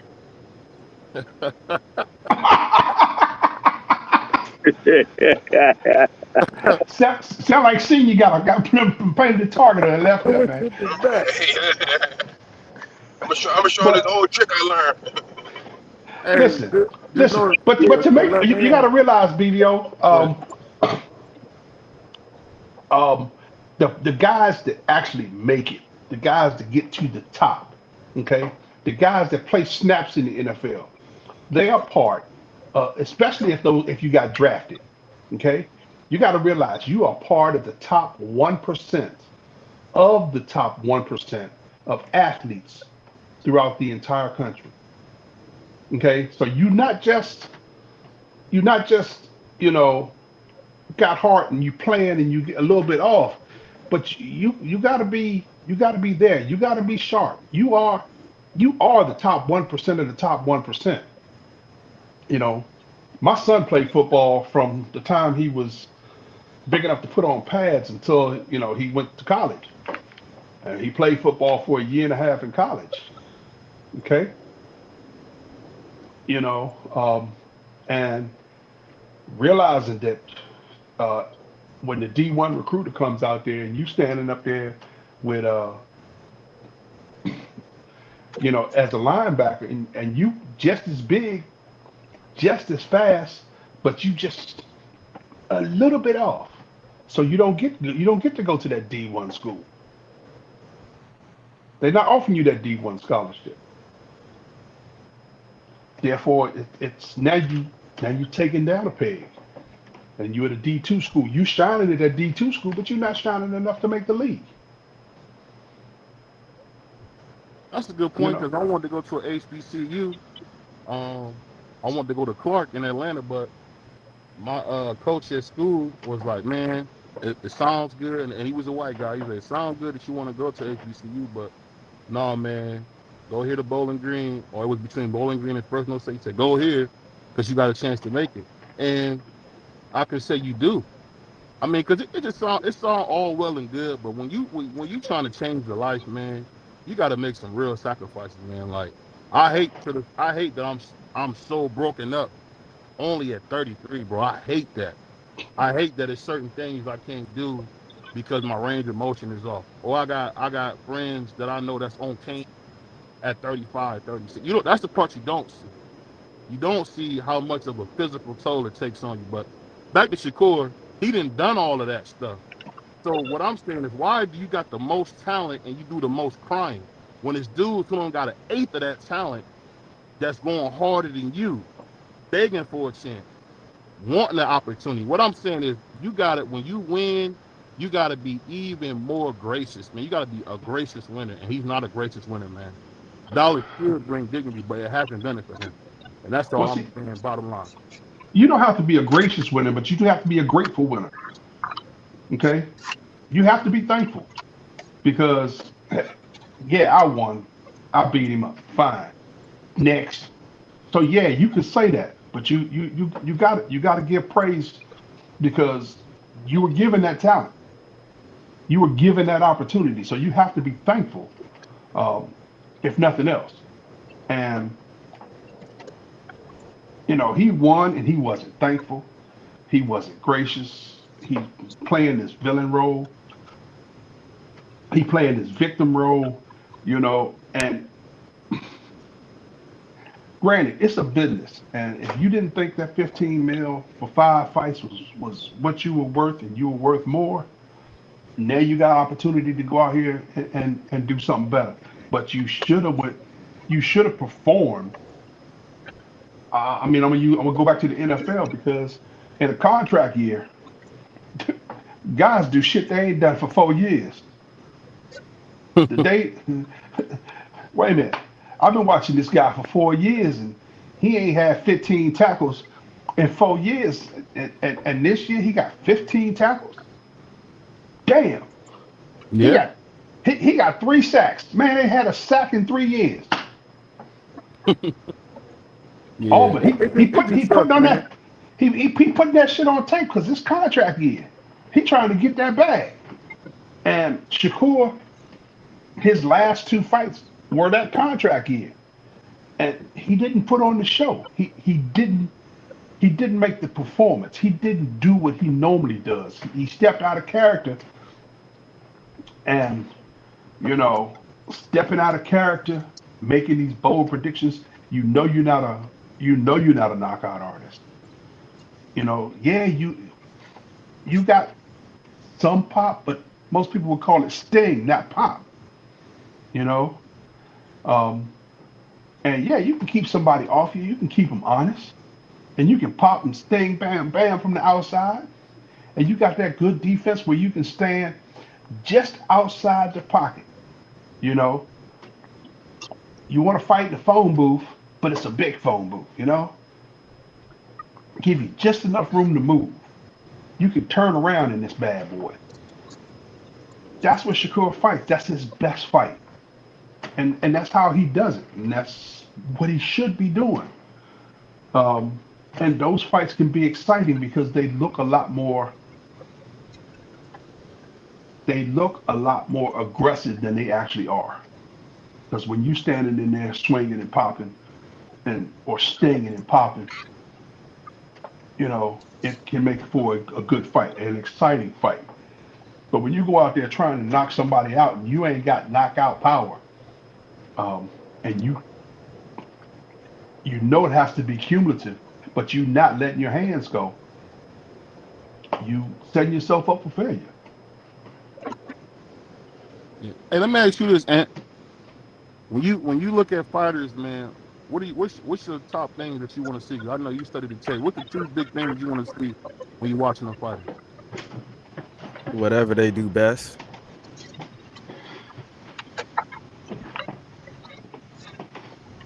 I don't look for everybody to fight like everybody. It's whatever they do best. So if they do something really well, do you ever notice that a lot of times you don't really see a second two? Like I didn't even notice until I was watching the Eastside Cruz fight again. I see Tank can fight like Shakur if he wants to. He can run too, but he don't. But he can. I'm just saying. I just don't. My thing is I don't see another gear, or as you said it best, I don't see the creativity to do anything else. So he not even really a slick fighter. He kind of just jump out of the way. You know what I mean? He'll engage a little bit on the inside, but it's not like Roberto Duran or Floyd where he'll let you get yours off and then he coming right back at you. You know what I mean? When you stand in the pocket. So it's like a lot of incomplete things with Shakur. So I don't know. When Tank knock him out, we'll go on to the next That's the truest thing you said all day, BBO. Well, the beautiful thing is that he had that experience that he had Saturday, and then now he can evaluate, go in the gym, work on some things, and just look to build some consistency. You just got to take it one fight at a time, one camp at a time. Yeah. The capacity is there. Just got to, just got to make And honest he might need a new trainer. evaluations He and might need a new trainer. adjustments. Well, He might need a new trainer. I saw a lot of consistency in Shakur previous fights. It's just his last two that he stepped out of character. And I'm gonna give him a pass on the De Los Santos fight because he said his hand was all jacked up. Okay, your hand was jacked up. Okay, that gives you that's an anomaly. We're gonna let that one go. But then you come out here and you don't let your hands go. You don't press the issue. You stand in the pocket or just outside the pocket and you swing and trade. You show that you can get hit. You show that you know. And when I think Arden popped him in like the third round, he talked about this in the cigar talking. He said, "Man, that dude got some pop. He hurt.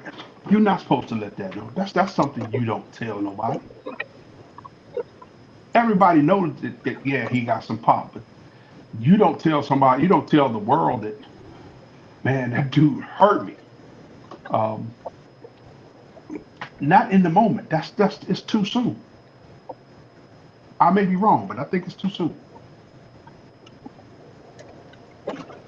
I think he's honest. No, we see I fighters think give he's fighters honest. credit all the we see fighters give fighters credit all the time. Where though, yeah, he hurt me, or yeah, he had some pop on his punches. I don't see nothing wrong in that. Right. He's just being honest. He's just being honest.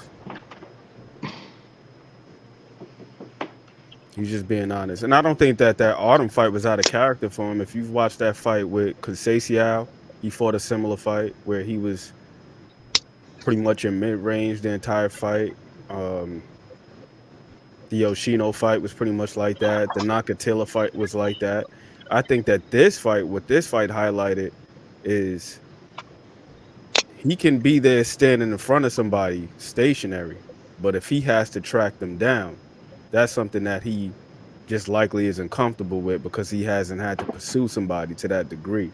It's usually the other way around. Somebody's either pursuing him or they're just fighting at mid-range, like my guy D1 was saying, where they kind of just, center ring and moving perpetually. But yeah, I don't think that fight was anything that was out of character for him. I think that his movement is just a tad bit overblown. Like he's not a cyclist. Not saying that he hasn't done it before in the fight because we saw it in the De Los Santos fight. But even in that fight, there were times where he was coming forward and he was standing right there in front of him. And De Los Santos was concerned with getting counted too. So I think it's just a little bit overblown. And a lot of it has to do with the punch output, not so much the positioning.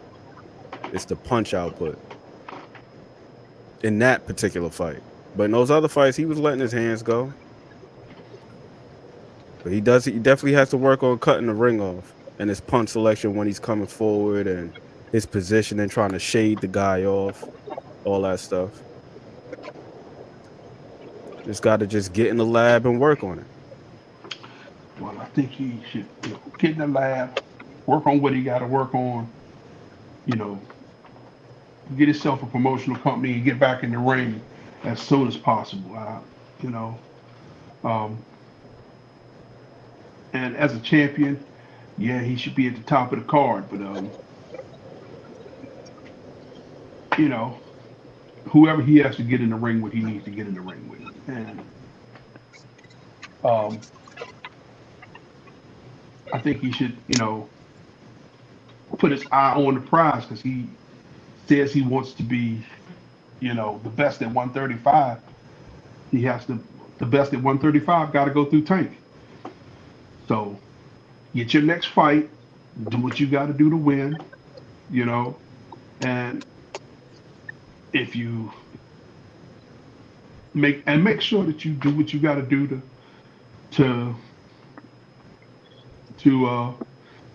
how do I say this? Um, make it a positive experience for everybody. You mean the fight itself? The fight itself, yeah.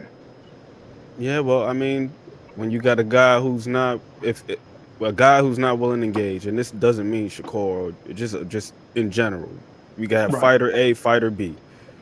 Fighter A is looking to be aggressive. Fighter B is looking to be elusive. You just got to keep stepping to him and make that guy fight. You just got to keep stepping to him and make that guy fight. I think sometimes we put a little bit too much on the guy who's looking to be elusive and evasive. No, both of y'all are in there. The ring is literally enclosed by ropes. You're in a square. Cut the ring off, make the guy fight, make him let his hands go. It's that simple. It's that simple. We give these guys just too much leeway. Oh, he was running. Well, if he's running, you run too. Chase his ass. Listen, there's only so many places you can go, and if you cut the ring off, he ain't got nowhere to run. That's what I'm saying. Could you imagine out in nature if a damn lioness is seeing a gazelle running and like, oh well, the gazelle is running? No, they chase their asses down. That's what they do. Yeah, as soon as that gazelle make that turn, that lion he hit that corner right with him, Chase him down. Chase him down.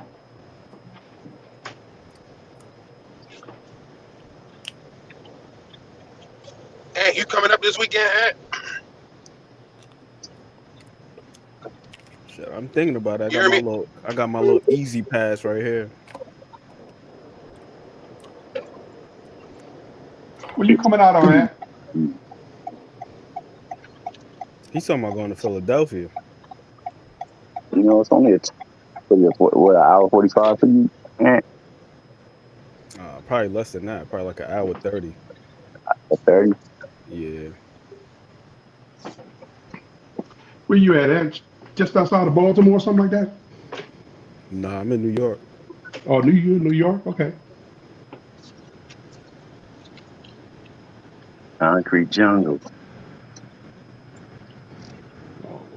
I looked at it. It's 2.5 hours for me if I drive. 3 hours if I avoid the tolls. I don't think I'm gonna avoid the tolls.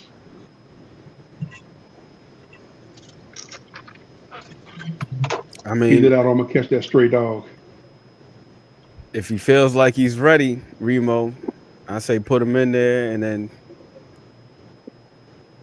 you gonna succeed or you gonna fail, and if you fail, you get your ass up and try to succeed again. That's it. That's all you can do. That's all you can do. It's like, how much longer could you wait? Well, I think the Tank and Shakur fight should happen between now and mid 2025. So give them a year. They can get 3 fights in a year. Ideally, I would like for Shakur to go after Baranchik.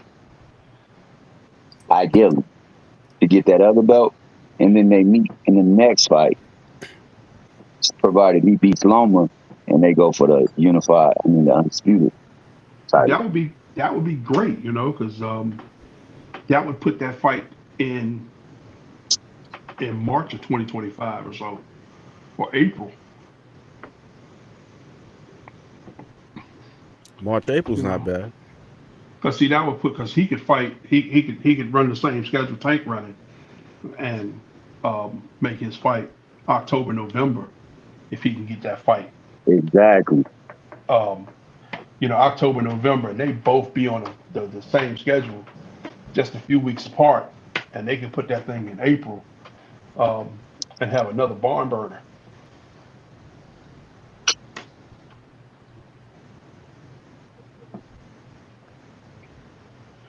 Listen, fellas, it's 11 o'clock. I've been hanging out for a while. I done jumped on here when I was supposed to be doing something else. It done rained and That's stopped how they raining. get you. That's how they get you. You on here for 2 minutes, and 2 minutes turn into 5 to 10, a half hour, a damn hour go by. Especially Yeah. in a casual corner outing. Casual corner can go all night. Lionel Richie. I haven't stopped into one of them all night things. Of course, Ant posted a link to what was that? H something boxing or something like Oh, that. H Money, H Money. H Yeah, money, yeah. them guys are Them wild. boys Not for the faint of heart. wild. It's not for the faint of heart over there. You gotta have your bulletproof vest and your pistol when you go to H Money. It's serious over there. Matter of fact, let me Yeah, not say that. you better have a shotgun going in that joint. Bring your hard hat with you to H Money. Yeah, and a pair of rubber gloves because it might get Yep. bloody. It's a real Them person. boys, Oh, Tommy. The zone, them, that's not bad. them boys got they started getting they were talking boxing for about 2 minutes when I jumped on the other morning, and I realized that they've been rolling for 6 hours. I listened for about 20 minutes because about 2 or 3 minutes after I got on, somebody came out of pocket saying something, and you know they were talking about unaliving people and Mm, smashing each other's Oh man. mamas, and mm, uh, mm. I'm like, damn. And don't ask me why I listened for another 20 minutes. It just It's almost intoxicating at times, man, just to hear how somebody will say something on there. But man, I mean, it's only so much I can take, and then after that, I gotta go. Hey, look at that word right there in the middle. Look at the root word, Tom. It's toxic. That's what it is. oh, It's toxic Man, definitely and toxic. intoxicating. For sure, for sure.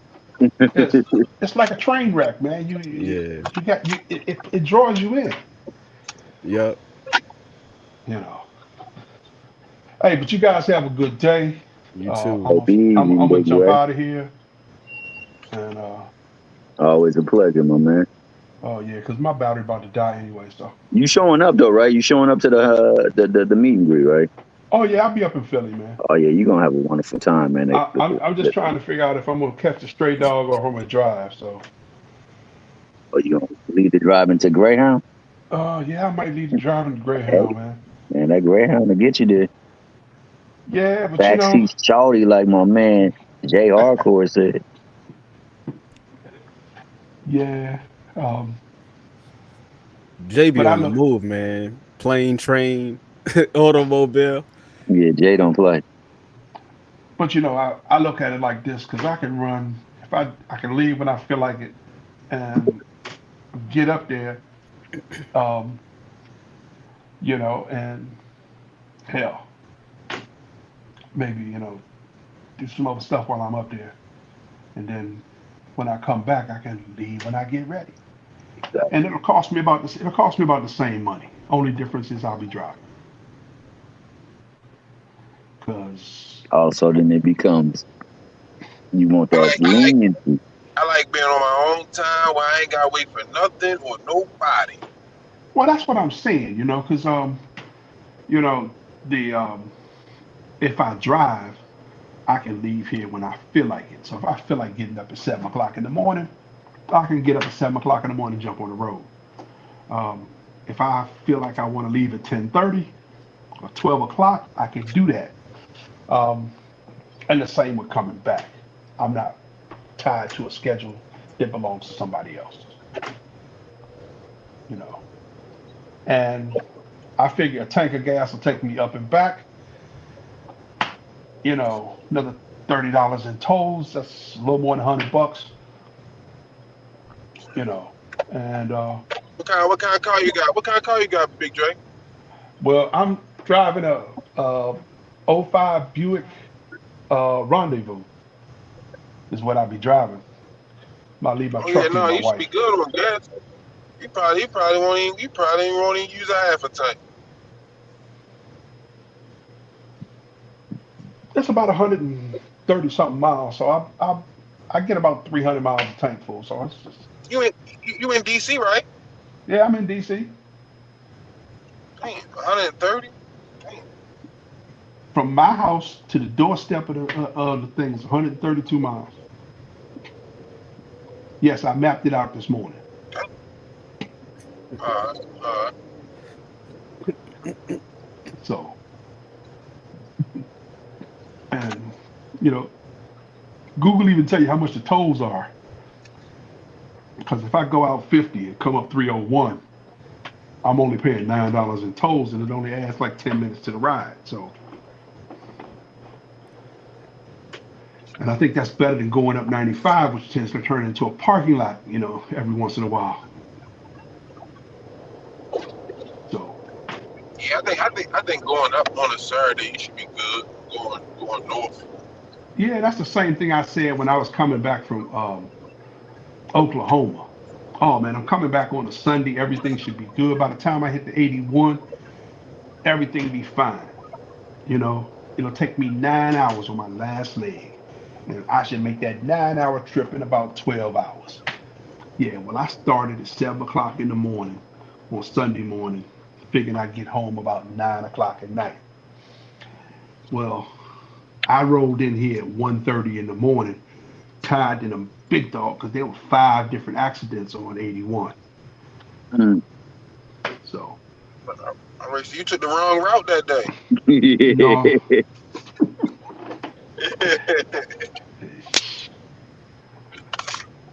well, Them accidents definitely change everything. oh yeah, because I took the same route. I was planning on taking the same route back that I took going down there. And that was all the way true until I got on 81.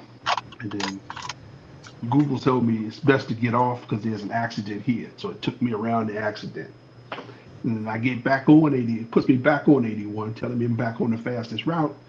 And I get caught between two exits because of an accident. And we creeped along at like 4 miles an hour for an hour and a half. Like, God. That's what the emergency lane for. That's when you use the emergency lane. It's an emergency. Gotta get off. Um, and we were just kind of stuck. It's like, damn. So, uh, get off and get back on, and then finally it took me off and took me down through Fredericksburg. Took me the back way over to Fredericksburg, and I got on 95 and came back up 95. Spent my last 2 hours on 95.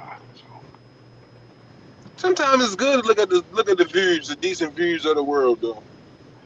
yeah, that's fine. But when you've been driving for 40 some hours, the last thing you want to do is add time. It was 22 hours on the way. It was 22 hours of driving on the way out there, man. Um, I don't ever want to drive more than 3 hours again in my life.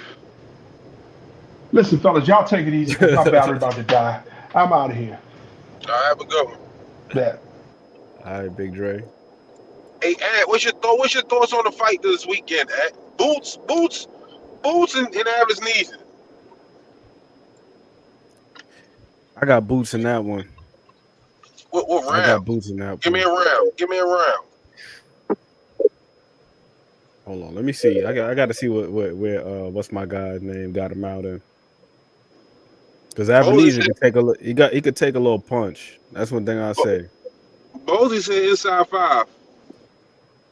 I was thinking 3 to 5 around there. I was thinking 3 to 5. All right, hold on. Let me see when. And his last fight, well, his fight before last with Bud, yeah, Bud got him out in 6. So I'll probably say 5. What do you think about Pistol Pete and Jaleel?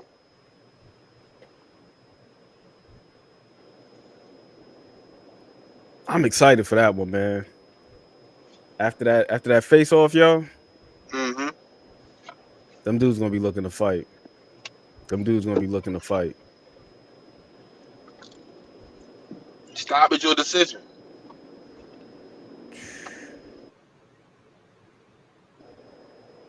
I got a stoppage, but I got a TKO. I think he That'd might be the overwhelm him. I'm not sure if Oh, he gonna like start for Jaleel. I'm not sure if Jaleel gonna just spark him with one shot or something like that. But I think that it could be accumulation. Because I'll say this: what's my dude's name? Pete Dobson. He looked pretty sturdy, man. He like a sturdy dude. yo. And Nobody got him out of there, right? nah, he only lost once to Yeah, Conor Ben, and that went the distance. I think that output, if he in shape like that, I think that output, I think there's gonna come a point in the fight where he that'd be a catch him with a statement. where he catch him with a nice little shot, and then after that, bunch of punches, he letting them hands go. Dobson ain't throwing nothing back for a little second. The ref stop, hop in, intervene, wave it off. I think that's how he stops him like that. Just like volume and just overwhelming him. Because I don't think Dobson's gonna go with just a single shot. I could be wrong, but that's how I'm it's seeing another it. fight on. It's a, it's another fight on there where the guy got a replacement. I think his name like Khalil. Loco. Man, huh? It's like Khalil something. I think Khalil Cole or something like that. Hold up. Yeah, Khalil Cole, he could fight too. His Khalil Cole is the truth. Yeah, That Khalil boy Cole nice. could fight. and what you think about that fight? Because his guy was talking a little trash too. I ain't even see who he's fighting, but I know Khalil Cole can fight though. He got a nice punch on him. Let me see. He got the guy Kwame came in with Ritter. a Oh shit, yeah. There you go. he got a Sure. little punch on him too, apparently. That's what I'm trying to tell you. Okay. And he from out your way too, senior. He from Baltimore, this dude. Mm. Kwame Ritter. He All 11, right. 11 and 1, 9 knockouts. Khalil Cole is 8 and 0, 6 knockouts. I didn't know he was from Baltimore. I didn't know he was from Baltimore. Yeah, I'm looking at his box record right now to do his opponent. Kwame Ritter from Baltimore. From Baltimore, okay. Yeah, apparently he punching too. I mean, I see his Yeah, you said opponents. he got He it. been quite overmatched though. I'll say this: his opponent's been overmatched because I'm looking. He has fought one guy with a winning record so far. Well, two guys with a winning record. So that might be a little bit fool's gold. Yeah. No disrespect to him, because I'm looking at Khalil Cole record. Khalil Cole, damn near everybody he fought except one guy. The first guy he fought got a winning record. First guy he fought was 2-4. Then the second was 6-4, then 1-0, 6-2, 5-0, 6-1, 7-0, 10-1, and the last person he fought was 20-0. This dude ain't fight. He fought one guy with a winning record, and he lost to that dude by decision. Kwame Ritter. So this is looking like it's going to be a step up for Ritter, considering both of their experience. And Kwame Ritter is a little bit older, 33. Khalil Cole, 27, younger, fresher man, fought the better competition. I'm going to have to lean towards Khalil Cole. But anything could happen. What you think about Scott Nicholson going against the Dominican girl? Give me Scott Nicholson. I'll take Scott Nicholson. Depends on how rugged that Dominican girl gets. Because I know the Sky don't like you when they get rugged like that. Them Dominican girls can rumble, man. They sure can. Yeah, they can. She could punch too. I'm looking at her KO ratio. 63% is pretty high in like the women. You know what I mean? Like usually they don't be punching like that. Like 19 dubs, 12 knockouts. Scott Nicholson only got 1 knockout in 10 fights. Oh my gosh. Yeah. I'm trying to put a little parlay together. I don't know. Damn, this got a little murky. Hold on. This should change a little bit. Homegirl could actually punch a little something. Yeah, Man, listen, man. 63% is high for a female. My man Favre used to always tell me, he like, man, listen, you gotta be careful with them Dominican girls because they can rumble. And he was like, man, one time, man, we was in a club and it was two girls, and they cleared out the club to where there's no security and they want to fight them. I mean, want to break this shit Yeah. up. You know what I mean? So I'm just taking it for face value. Mm. Like, all right, pops. You know what I mean? Until one day I'm walking on the beach, and we right there by the club, and it's all hell breaking loose, bottles flying everywhere. To where there's no security outside with me. One girl come outside, her face looked like fruit punch and Kool-Aid. Damn. Her friend grabs her and say, "Oh hell no!" And they go back in there and clear out the club some more. Like, just man, listen, them Dominican girls can rumble. So you say she got a 63% KO ratio? I might have to take her Yeah. over Sky. I might have to take her over Sky. Cause yeah, clearly Sky ain't punching like that. Sky can box, but you know, all that shit And can she don't like change it with one rough. shot.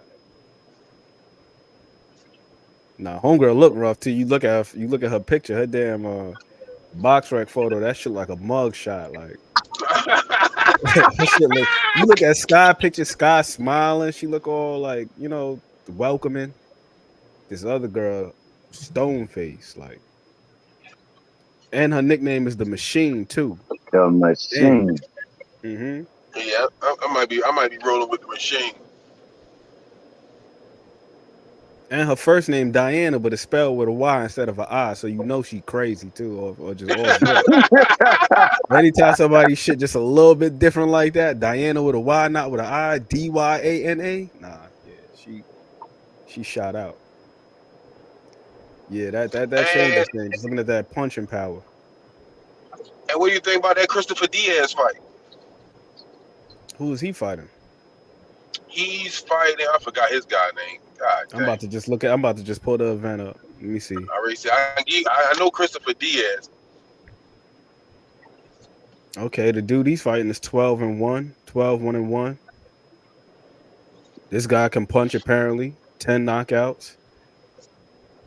Got an 83% KO ratio, so you gotta be careful with this. Let me see what his opponent's looking like that though, because that's what you got to look at sometimes with the box, right? Not just look at the record, but who the hell had these people fought? Tell me We about did it. a Who was deep that one dive guy that we one checked? day. Yeah, Remember that time? I can't remember what that. I can't even yeah. remember what that cat's name was Senior, on that man, you damn got Don King card. That dude was like 0-32 or something like that. Something crazy. Damn. you should have seen he was scaling how many weight divisions he was scaling. And he Got would do it knocked out like 30 times. Damn. it was crazy, man. That dude scaled what, how many divisions? Like 5 divisions? Yeah, they had him fighting from flyweight all the way up to like 140. And he ain't even start at flyweight. That's the crazy shit. He started at like 135, then dropped down to flyweight, got knocked out because he was probably dehydrated like crazy. Then in the Then they had same him week, go go back up. Yeah, they had him go right back up. He was back up at like 126 the same week. But that's how Damn. they get it in over there in Mexico. They don't even really care about them dudes like that. They just like, yeah, they hey, don't, man. take these pesos, These get your pesos. ass in the ring, get your ass knocked out, and then you just rinse, wash, repeat. Just do it all over again. The only thing they would do was change the city The where they would location, fight. yeah. The location, yeah. But my First they man have was them in Tijuana, then they have him fighting in Chiapas, Mexico, and all these other places, driving around Mexico. This dude just getting knocked out all over Mexico on this box rack. It's crazy. Man, I never seen a professional get knocked out, artist. All you got to do is yeah, look on the man. I mean, box this record. dude, Look at the Mexican fighters, yo, and it's a lot of them out there. These dudes is professional crash test dummies. man, was fighting at 112. Or no, what 118? 118 and went all the way Yep. up to 140. And he was going up and down, up and down, up and down. And he was fighting within the same. He fought twice in the same week. He Damn. got knocked out. In September 2018, he fought 3 times in the same week. got knocked Can't hear out. you, Jay. Can't hear you, Jay. 2 days later, brought him to another spot. He got knocked out again. It was going crazy. Nobody You cared got about that, man. you got to refresh, Jay. We can't hear you. Refresh the screen. I know it's about the dubs, but what's in it? He got a nice little resume. Christopher Diaz. I'm looking at the guys he's fought. He seems like he can't get over the hump. I think that he's one of those guys that's like the ideal, gatekeeper. If you want to see where a guy is in his career, like he fought Isaac Dogbe, Emmanuel Navarrete, Shakur Stevenson. He lost to all of them, but it seemed like he ain't lose to anybody he wasn't supposed to lose to. I just finished doing this grocery shopping. Can y'all hear me now? Yeah, we Yeah, hear you. loud and clear. Can't get right. Yes, indeed. But I tell you what, man, if anything, we're going to have plenty of food. What you can see back there, man, ain't nothing but plenty of groceries back there. And, man, we are getting it done. Got the water there, man. On my way to the libation store next, Jack. Oh, You know libations. Libations. I Libations. think that's the word. I could be wrong. Oh, you right. And reparations. I'm adding a roast to the menu, Jack. I'm gonna cook a roast as well, man. So Oh, you get them chicken thighs? huh? Yeah. You get them chicken thighs? Yeah. Got that. God damn, boy. I might have to give you a hug tomorrow if it tastes good. Oh my goodness. I hug Jack. I can hug my brothers. I ain't worried about it. I ain't scared to show my brothers some love. I mess around. Hey, but yeah, man, I'm looking forward to it, man. I just wanted to jump in real quick, man. It's starting to be real, man. It's starting to be real. You know what I mean? Being in Walmart, grabbing up everything, man, felt good, man. And yeah, we moving to the next level starting tomorrow, man. And I'm looking forward to everybody, man. And bring your appetites. That's all I can say. Bring your appetites, man. That's all you're gonna need, Jack. Because other than that, we gonna grease, man, for sure. Other than that, man, I'm gonna go ahead and go silent again, Jack, and continue on my shopping, man. I gotta hit the dollar store and I gotta hit the libation store.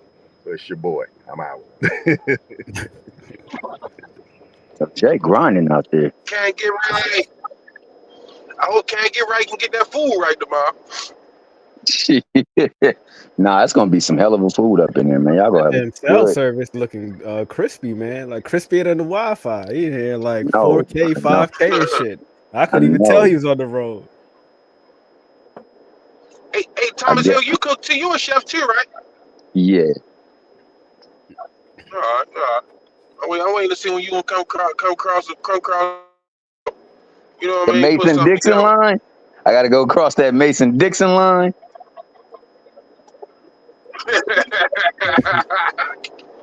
Come on over here. For sure, nah, definitely. T Hill be doing the big events too. He be catering, man. Man, it got me sweating, man. I'm out here sweating. I'm grocery shopping, sweating. Hey, it's been hot everywhere. It's been hot everywhere. I was talking. Jay, you put your hat on and start sweating, so that's no big deal.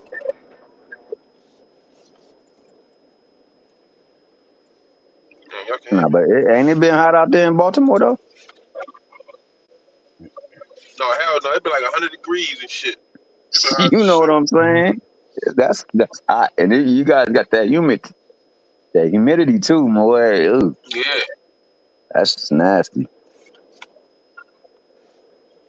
Yeah, it ain't like that Vegas shit where you know what I mean, dry. This shit is hot air. Sticky. Beyond you, man. It's hard to breathe up in that damn thing. Mm-hmm. Yeah, I'm thinking the machine, boy, she gonna be a problem. Your girl too pretty. She fight like she pretty too. She wanna be pretty and she don't like when her last fight she was struggling because the one lady was muddying it up, but she still pulled it off. Shout out to my guy Tevin Farmer, never too late. Let's go. Who you got in that fight? Tevin Farmer. One of the few times I'm gonna be biased.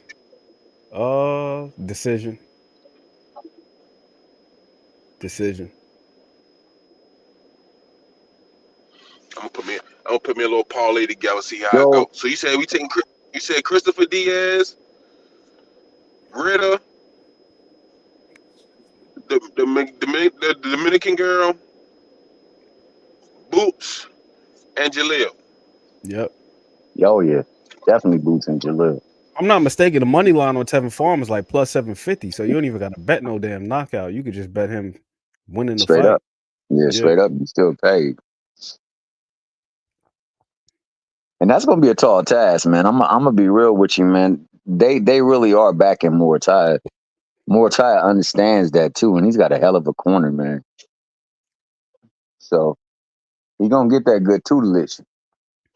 But Tevin Farmer do got skills. He do got skills. That one fight against JoJo Diaz that Remo was talking about, I remember him having a problem with looking into the lights or whatever the case may be. Something was going on. What's up with you, man? Yeah, it felt like to me, I thought maybe he was overtrained or dehydrated or something like that. Because if you look at Yeah, that period of time, his activity was through the roof. It seemed like he was fighting like every 2 months or something like that. When he was fighting yeah, like Jono Corral and all them other guys, he was having them fights like back to back to back to back. yeah. And he had some questionable like losses. Like I didn't think he. I never thought he would lose to JoJo Diaz. Didn't, but I mean, like you said, he was definitely fighting a whole lot doing that, and something just didn't look. He kind of looked a little off. Well, I mean, JoJo Diaz at the time, he was showing a lot of promise, and the only person he had lost to at that point was Gary Russell Jr. Outside of that, he was on a nice little run.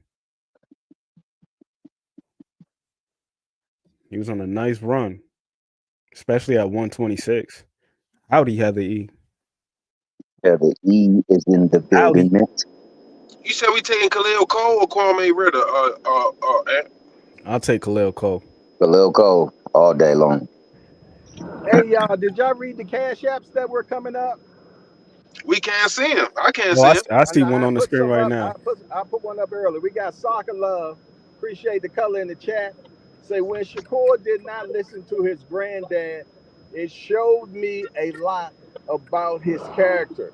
It showed weakness and a lack of composure. He's weak mentally. All right, and that was Damn. from Soccer Love. Okay, we had another one. Let me see what else one it was. Bear with me 1 second, people.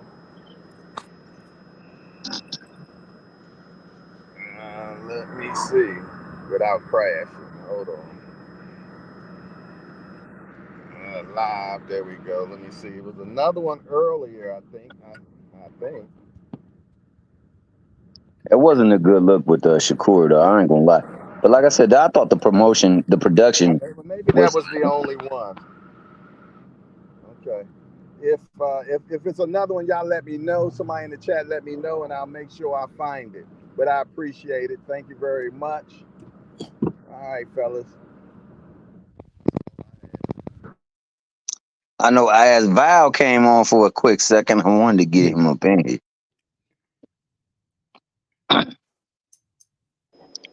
Go Rush, salute.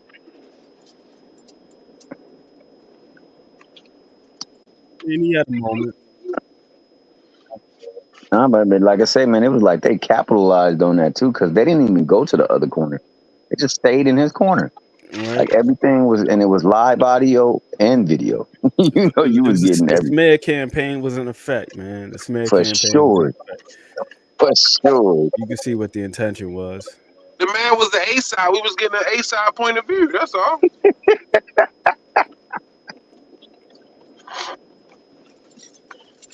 But Well, this is my only thing, man. This is my only problem. You know what I mean? People blaming everybody else, right? This is my only thing. If Shakur listens to his corner and does what they say, do we complain about him not listening in the corner? Can we talk? Is that something we could talk about if he listens and do what his corner instructed him to do? no, you're absolutely right. I mean, I can't disagree with that or refute that whatsoever. You're spot on. You know, so However, we can't call it a smear campaign if they're showing the things that he's not doing. But if he does them things, nobody can talk about it. That's what I'm saying. Like if you're doing what you're I supposed to do, agree. can't nobody say nothing. I agree. However, if he were in good standing with them and there was the potential for anything to make him look bad, then they would mask it. They wouldn't even mention it. But They wouldn't but even talk about these things.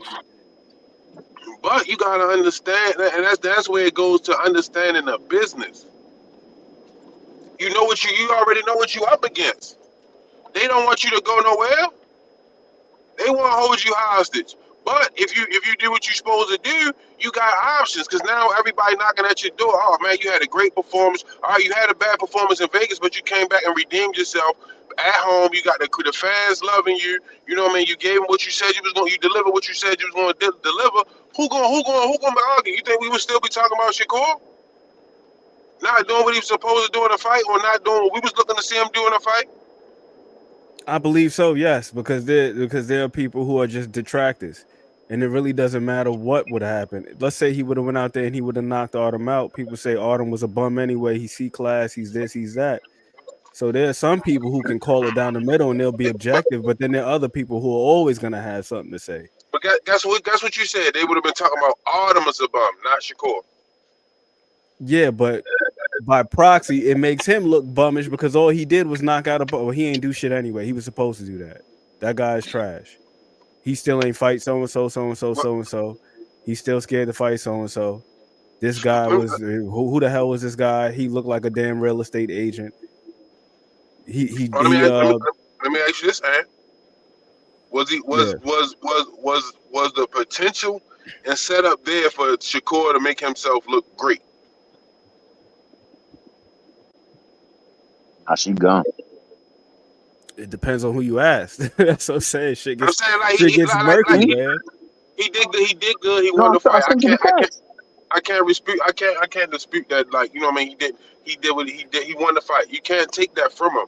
But he also had the potential in that fight to look great. Yeah.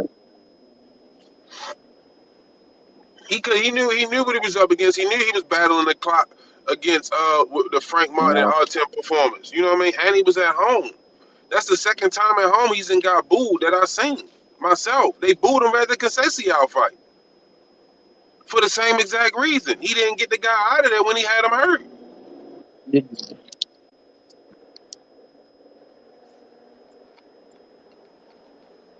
So, I mean, come on, man. Shakur, like, we keep pointing the fingers at everybody else. We also got to hold this guy responsible, you know what I mean, for what he didn't do. I'm with you on that, senior, but what I'm saying is that's what people have been doing. More people have been shitting on Shakur than anything. I've seen more people going at this dude than defending him. So it's been overwhelmingly lopsided. I don't think that it's being called. I don't feel like it's being called. But that goes for any of these guys, though. You got a whole bunch of people out here who are just waiting for opportunities to say that this person isn't this or they aren't that or whatever it is. I don't know why the hell we operate the way that we do, to where we can't recognize the nuance in everything. Like everything is not just fucking black and white. It's not just that black and white. He knew that going into the fight, right? Everything you said, I'm gonna bring it back home to Shakur. He knew that going into the fight, that this was people gonna say, you know what I mean, if it turned out like this, yeah. So, you know what I mean, once again, we got to go back to Shakur. Yeah, but then essentially that's why, you know, you get to a point where you say, fuck the fans. Oh my gosh, don't say fuck the fans. Hey, because, you listen, know what I mean? man, Like, fuck them fans, boxing, man. You know what I'm saying? In boxing, you can never say fuck the fans because they're the ones paying you. Well, if the fans can say it to you. Nah, but you also got to learn how to be like, you know what I mean? Like, it's not like it's any leeway. You know what I mean? These are fans. You know how fans are. Sometimes they with you, sometimes they're against you. But as long as they in the building, that's all that matters. And when you start saying fuck the fans, sometimes you deter from even coming in the building. Now you're affecting not just your brand, but the brand that you signed to. No, he on the card. I ain't coming to see that. Well, that's the decision that people got to make. Don't support it. And again, I'm with that as well. If people feel like they're not getting their money's worth, if people feel like they're being disrespected and the guy is spitting in their face, don't support it. That's it. Go watch the guys that you like to watch. Go watch the people that you feel are giving you your money's worth. You don't got to support that shit. Because you got people who aren't even really fans of this guy that are upset by the fact that he's saying fuck the fans. If you're not a fan of him, what difference does it make? Go watch the guys you like to watch.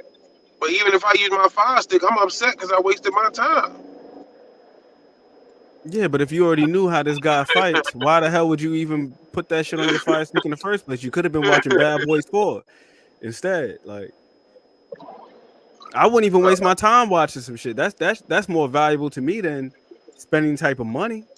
Like, if I wouldn't even watch this shit for free, I damn sure wouldn't pay for it. And that's kind of how I operate too. It's like, if I wouldn't pay for it, I probably wouldn't even want to watch it, even if it is available for free. No, I get it. I dig it. Should I just pull back up to the gym? I'm ready to cut out of here. I got to go ahead and make sure Shorty getting right. Hold it down, man. Appreciate you. I don't know where Jay at, so we can cut it short. I don't know what happened. He dipped out. I'm ready to jump out of here so I can get back to the business. Catch you later on. Catch you later. All right. Hey, that man just want to win his fights however he see fit. That's his business. That's his business. We can't be taking all this shit personally. We take too much stuff personally. But yeah, it's about time to get the hell up out of here myself. Catch y'all later, man. Y'all hold it down. Small things, all things. What's easy to do is also easy not to do. And you're right about that, New Beginning. You're right about that. You definitely right about that. For sure, for sure. You are right about that. But that's why I say it's a two-way street. You don't like what a guy's demonstrating. You don't like what he's saying. You don't like his haircut. You don't like how he ties his fucking shoes. Don't watch him. Don't pay for it. It's that simple.